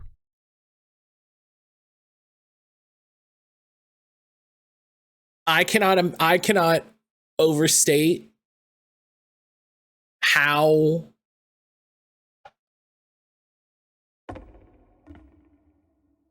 this is fucking devastating. This is the most devastating thing I can fucking imagine happening.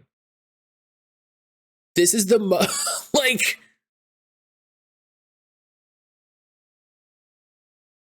this is the, can you imagine? Like, oh.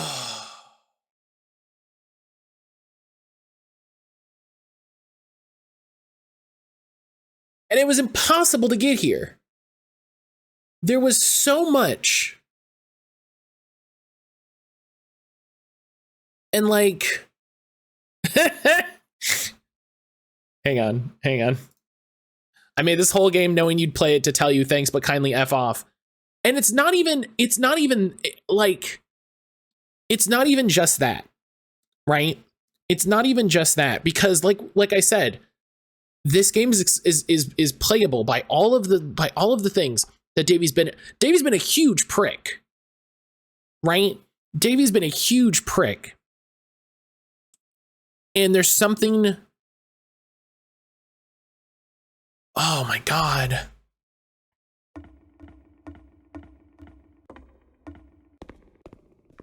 And even in this moment, even in this, he gives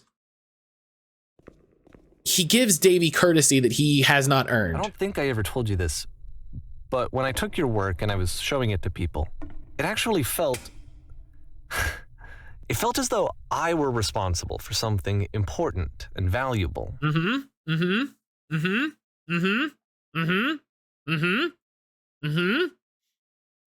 I wonder at times whether you think I am making these games for you.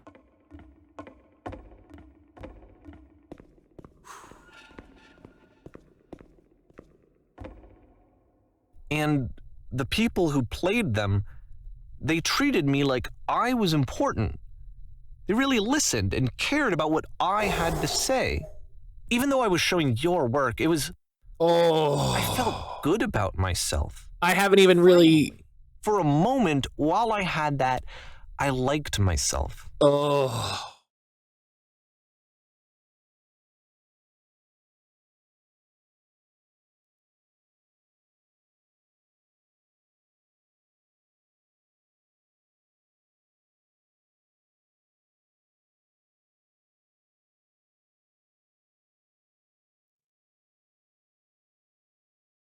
That hit a little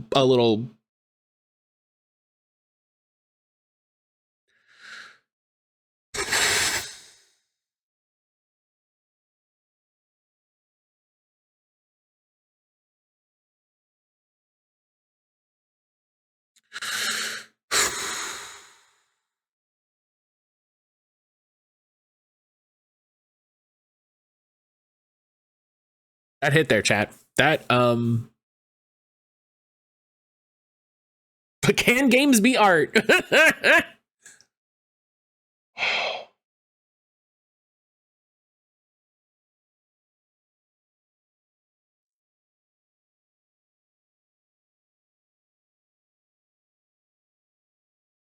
Ad break? No.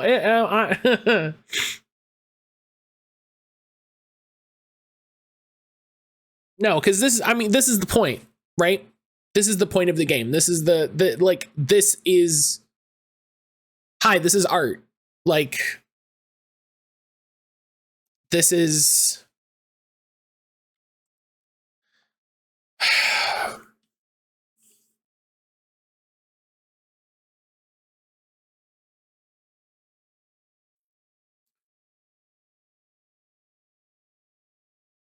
I think it's very funny that in 2015, oh, well, there's ads anyway. I think it's very funny that in 2015, like, before the rise of influencer and content creation that we see now, which obviously, you know, it existed in 2015, but it's very different now. Like,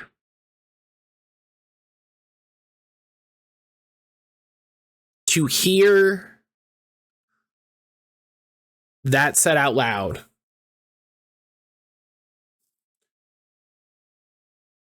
as a person who struggles with valuing myself and self-worth, and I have my whole life,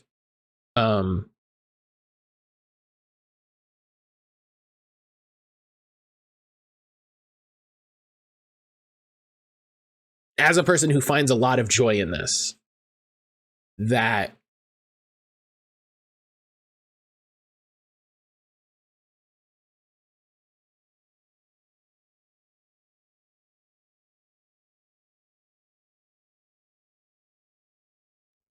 hits really close. That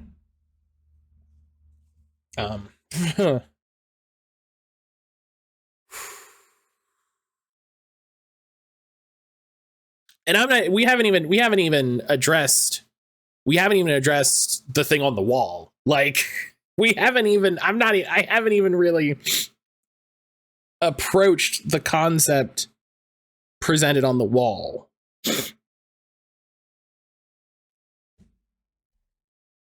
Ugh.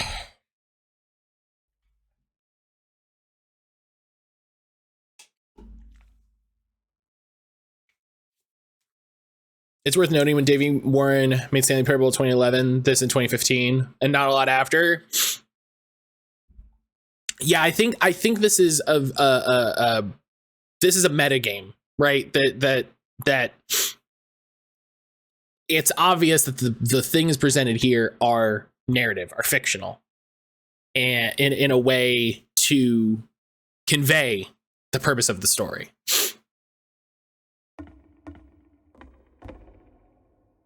You've so infected my personal space. It is possible I did begin to plant solutions in my work hidden between games. If there were an answer, a meaning, would it make you any happier? Would you stop taking my games and showing them to people against my wishes? Giving them, oh my God, the emote made me think there was something in the game. Giving them something that is not yours to give, violating the one boundary that keeps me safe. That's an interesting one. Giving you an internet hug. I appreciate it, Ionic. Yeah, it's... Would you stop changing my games? Stop adding lampposts to them.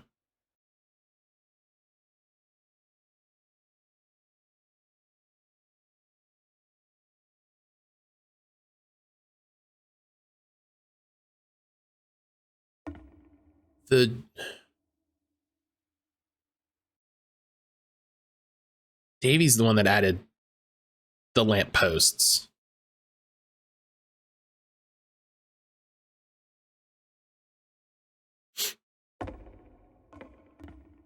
I mean, this is a thing. This is a thing that I'd considered, right? When we were talking about the modifications, like playing the games they were meant to be played. Everything we've seen, everything we've been presented with has been via Davey, through Davey, from Davey's perspective. But... And then you stopped, and I didn't have anything left to show people. I just had to be with myself. And as soon as that happened, there was no feeling at all. Nothing. Less than nothing. What does that mean? Would you simply let them be what they are? When I'm around you, I feel physically ill. You desperately need something that I cannot give it, and I cannot give it to you. I literally do not have it. Struggling to come up with new ideas is not making me depressed. Low points are just a part of the process. The fact that you think I'm frustrated or broken says more about you than about me. I realize this doesn't make sense to you yet, which is fine. You are not my problem to solve. But I do hope one day it clicks and that you will make peace with this thing you are wrestling. I'm afraid that I did something really stupid because I don't like myself. And when you finally see what I'm talking about, don't say anything.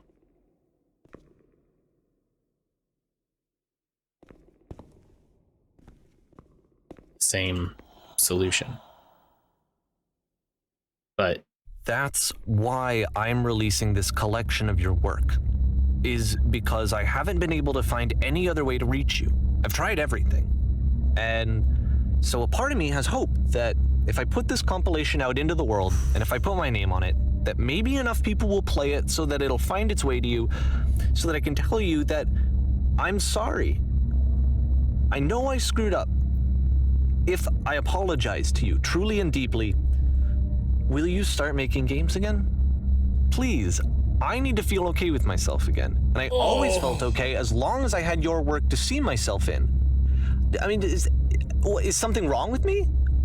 Because I know that I did an awful thing, and I'm doing it again right now. Like, I'm showing people your work, but I can't stop myself from doing it. That's how badly I need to feel something again, like I'm an addict. There has to be something wrong with me. Can I apologize? What if I tell you I was wrong? Will that work? Will that fix it? I don't know. I don't think it will, but there's nothing else that I can do. Just tell me what you want. The walls are closing in. I'm sorry. Please, start making games again. Please help me. Please give me some of whatever it is that makes you complete. I want whatever that wholeness is that you just summoned out of nothing and you put into your work. You were complete in some way that I never was. I want to know I want to know how to be a good person. I want to know how not to hate myself. Please. I'm fading, and all I want is to know that I'm going to be okay.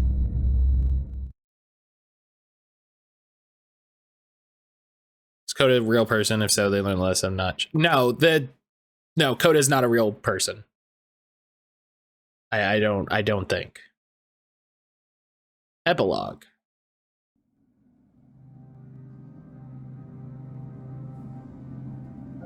Closet psychological horror game.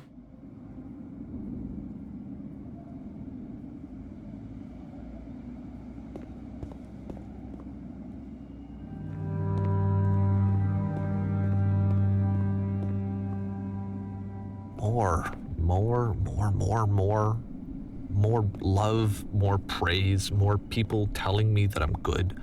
Always more. It's like a disease.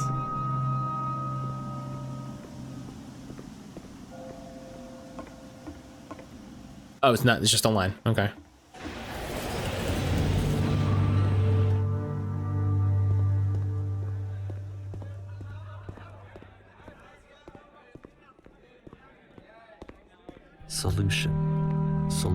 Solution. That's fun.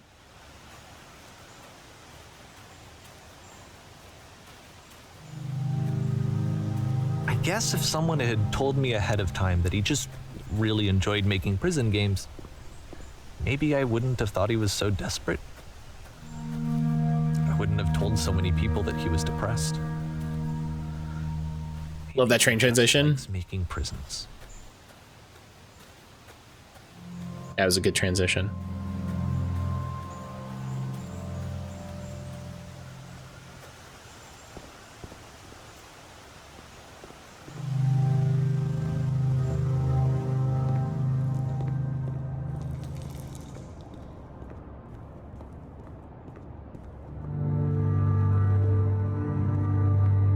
Even now, the disease is telling me to stop. Don't show people what a shitty person you are. They'll hate you.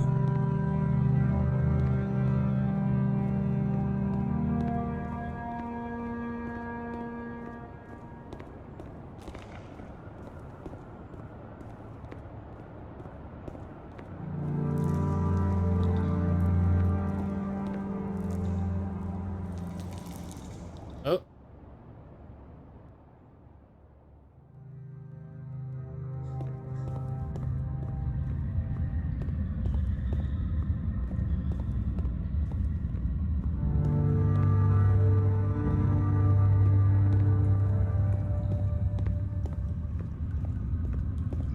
If I knew that my life depended on finding something to be driven by other than validation, what would that even be? It's strange, but the thought of not being driven by external validation is unthinkable. Like, I actually cannot conceive of what that would be like.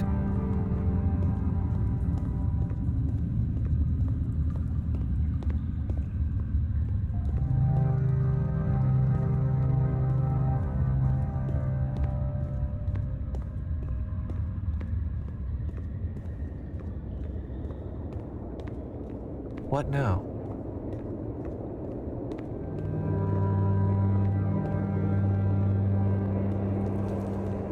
I'm curious about. I think I need to go. And I'm sorry, because I know that I said that I would be here and I would walk you through this, but I'm starting to feel like I have a lot of work to do. I have a lot that I need to make up for, and so I'm just gonna...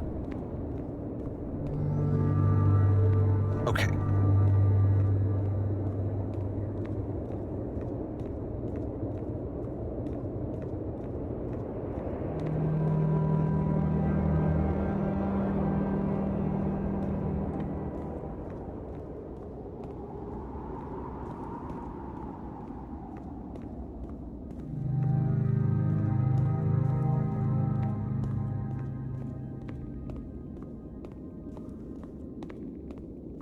This makes me really want to play.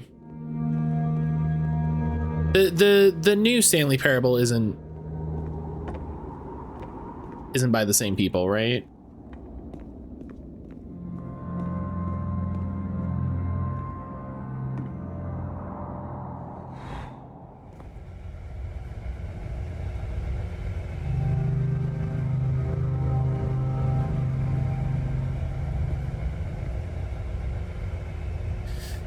There's that line where he says, like, what if I put solutions in my game? And so now of course, because me, gamer brain, I'm like, are there hidden solutions? Stanley Parable Ultra Deluxe is on Family Video. I'd play that. I played the first one, that ruled.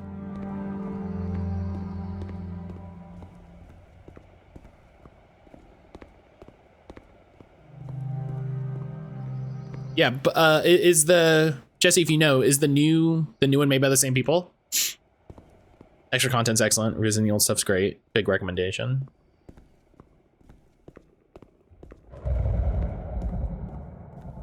Yeah, I believe. Okay.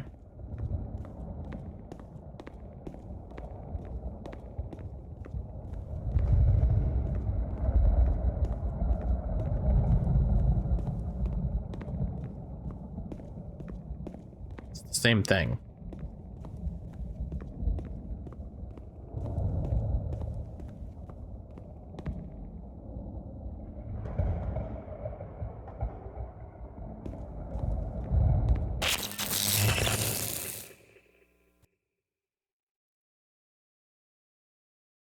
Oh. Same writer's Davey and his partner. Whoa.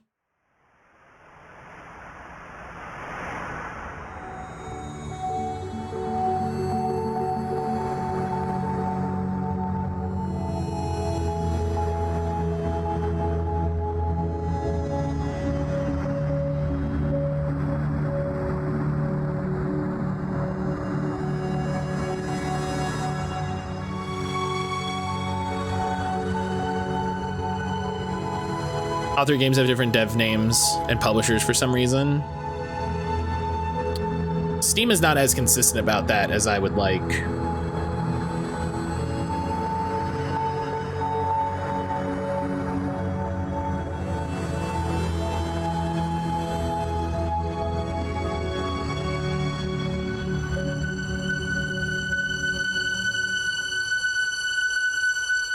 Yeah.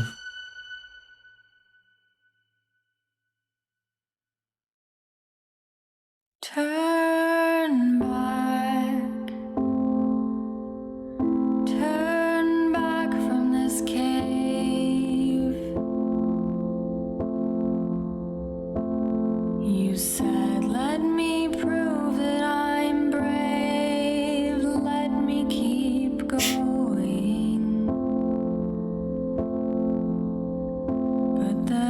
characters are the same. That's largely what's important. Miles and miles and miles,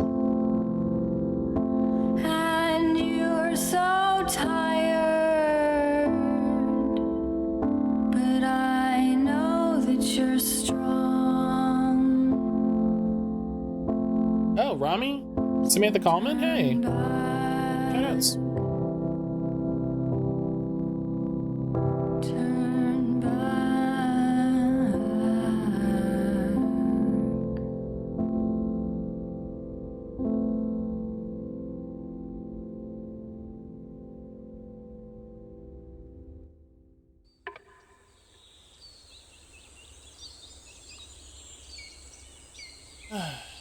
That's the beginner's guide.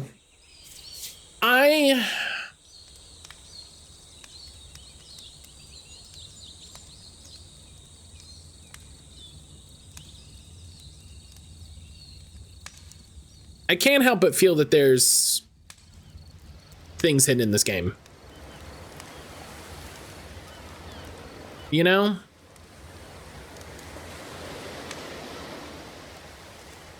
I can't help but feel that there's Emotional damage.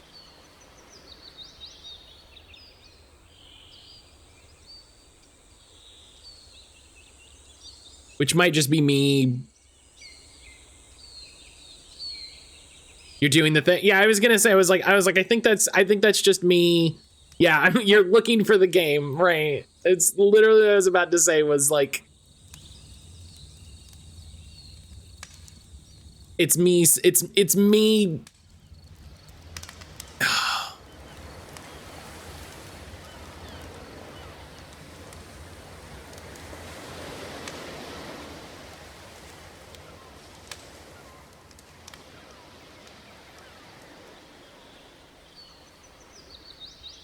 Projecting game trip, right? Like it's a game, it's a video game. Therefore, there has to be a thing. There has to be this. There has to be that. Like, there has to be some hidden doodad for me to feel good about being smart, about noticing the pattern, about solving the puzzle, about finding the pieces. There has to be a thing, and sometimes there isn't. Sometimes it is what it is.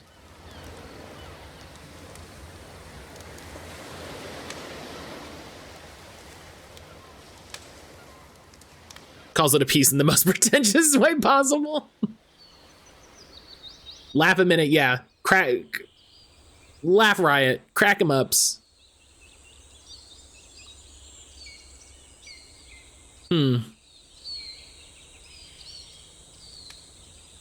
Okay. Well, I've played that now. Originally the Troy game looped forever. I had to end it. I kind of wish there had been a little bit more time spent with that concept, with the concept of Davey was changing things, but it felt true to me. Like we had already been talking about like experiencing the game as it was, and Dewey was changing things. And so I guess it didn't come as much of a shock, but it's a good lesson how every person experiences games differently, whether it's through difficulty levels or using a guide. Every way to experience a game is okay. I think what's funny to me is a lot of people will use the phrase developer's intention when talking about when talking in opposition to accessibility. And what I think is very interesting is people don't care about artistic intention in any other medium. They worry about what is profitable. They worry about what will make them the most money.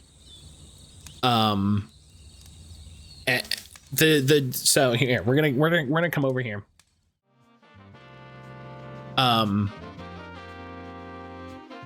the Jacob Geller video I was watching. I'll find it on YouTube.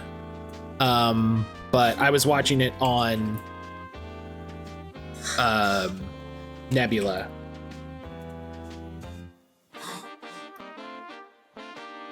He has so many videos that I really want to sit down and watch. The thing that worries me about watching his videos is I feel like all of them are going to lead to me pausing halfway through and having to play a video game. Nebula's amazing. I signed up to Nebula to watch Jacob Geller videos, like expressly. I very expressly said I want to watch more videos from him, and with all of the things that YouTube doesn't let him do.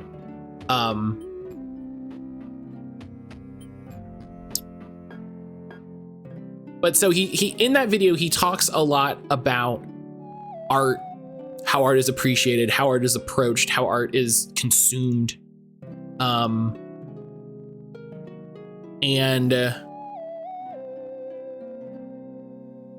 I'm very interested to go back and finish that video now that I've played this, because I'm interested to see what points he's drawing from this into that greater video, or that larger video. But to get back to what I was saying, people don't care about artistic intent in any other medium. And so to say that it's so important in video games is toxically disingenuous. Because it doesn't matter. I said this is coming from like a big series of TikToks I did a while back, where people gave me every excuse under the sun. And people were like, well, it's not the developer's intent. And I was like, I don't care. The end of the intention of the developer, or the intention of the developer, ends as soon as it's in the hands of the player. As soon as someone finishes writing a book and it becomes someone reading a book, as soon as it goes from someone painting a painting to someone viewing a painting, their intention not ceases to matter, but matters less, and only amounts to so much in that person's consumption is a bad word, but like in that person's feelings about, from, during the piece, right? If someone's intention to paint a painting is to make you feel a certain way, and you don't feel that way, and because of your individual life and your mix of experiences, you feel a different way, are you wrong? Did you art wrong because you did not have the intended experience? If you view an art piece on your phone, on the subway, surrounded by people, instead of on your own in an art gallery in all of its glory, or grandeur, did you art wrong because you didn't view it in the setting that it was intended? Is that level of interaction even something intended by the artist? And so to say the developer intention for video games precludes accessibility, precludes difficulty settings, precludes accessibility settings, is disingenuous. I've said multiple times, it's impossible for people to experience a game the same way, because every person is unique. Every person is an individual. The only way for you to experience a game the same way as someone else is for you not to experience the game, but to experience them telling you about it. The way that we experienced Coda's games in that game are the way that Davey wanted us to, because of how he presented them, the story, the narrative that he constructed around them, the changes that he made to them. They can only be experienced in the way he wanted to, because he was the author of our experience in every way. So there's no way for two people to experience a game the same way. The example that I used that I was proud that I came up with was, if you sit down and you play a game for 6 hours straight through, your experience will be different. If we take a branch in time, right? You sit down and you play that game for 6 hours at a time. The other you sits down and experiences that game in 1 hour increments after work 6 days in a row. Your experience with that game is going to be completely different, despite you even being the same person, right? Despite you having all of the same experiences, despite, you literally being the same person. And so imagine the multitude of experiences, the multitude of thoughts, the multitude of emotions that people bring at different times in their life to playing a game. The developer can't have planned for those intentions. And so at what point does developer intention cease to matter? If artist intention is all that matters, they'll describe every scene or piece with a detailed description. Da Vinci never intended photographs of the Mona Lisa. Right. He didn't intend for you to see the Mona Lisa on your cell phone on the subway. If I had a different work schedule, I'd love Destiny 2, but I don't. Right. Their intention is for you to experience the game a certain way, and you can't.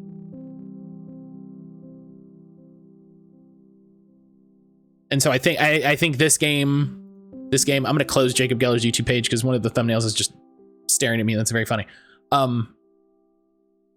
I think this game has a very interesting piece to say about that. I'm very excited over lunch to go back and watch the rest of Jacob's video because there was like 15 minutes left. Like he was definitely wrapping it up.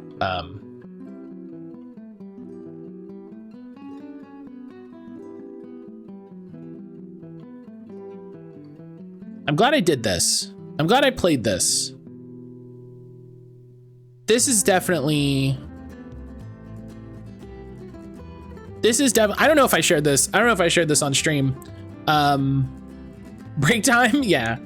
I don't know if I shared this on stream. I saw somebody in a Facebook group that I'm in. The sort of overall discussion was games or art. Are games art, that sort of thing. And they were like, I would find more viability in that argument if there weren't games riddled with battle passes and ads and in-app purchases. And my response to that person was, that's like saying Godfather isn't a masterpiece because Austin Powers exists. Like, I accept video games are art because of the effort that goes into it, the creativity that goes into it, the sheer will that goes into it. Like, if you accept video games are art, Fortnite is as much art as this. The difference is, what's their artistic intent? What's their artistic endeavor?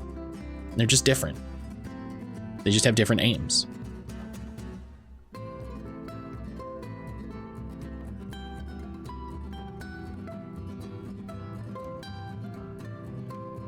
It was a good experience. Not sure I would have played it myself. Yeah, and I think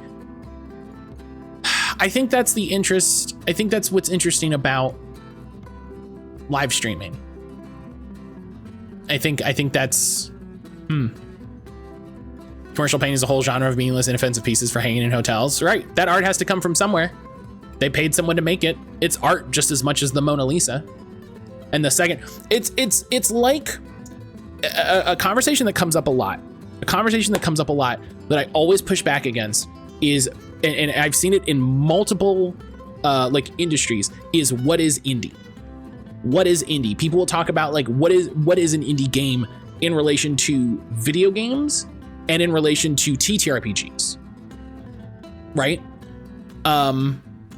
And I've always said that what is indie, you can very easily find the people who aren't, because those are major corporations.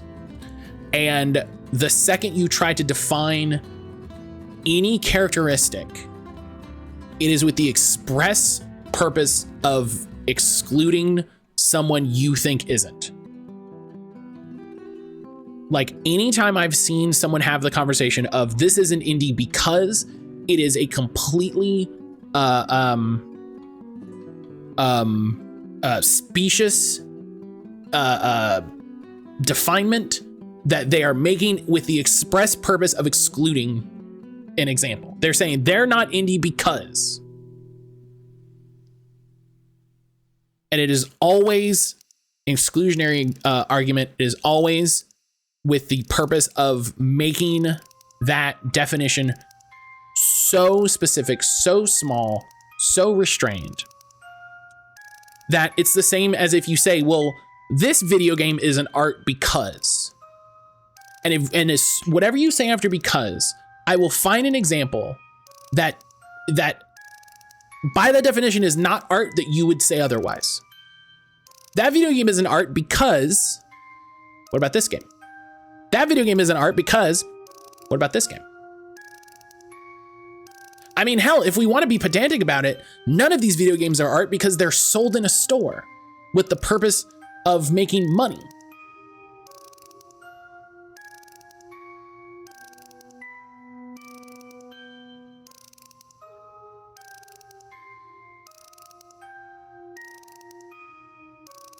This is a really interesting game. This is a really cool game.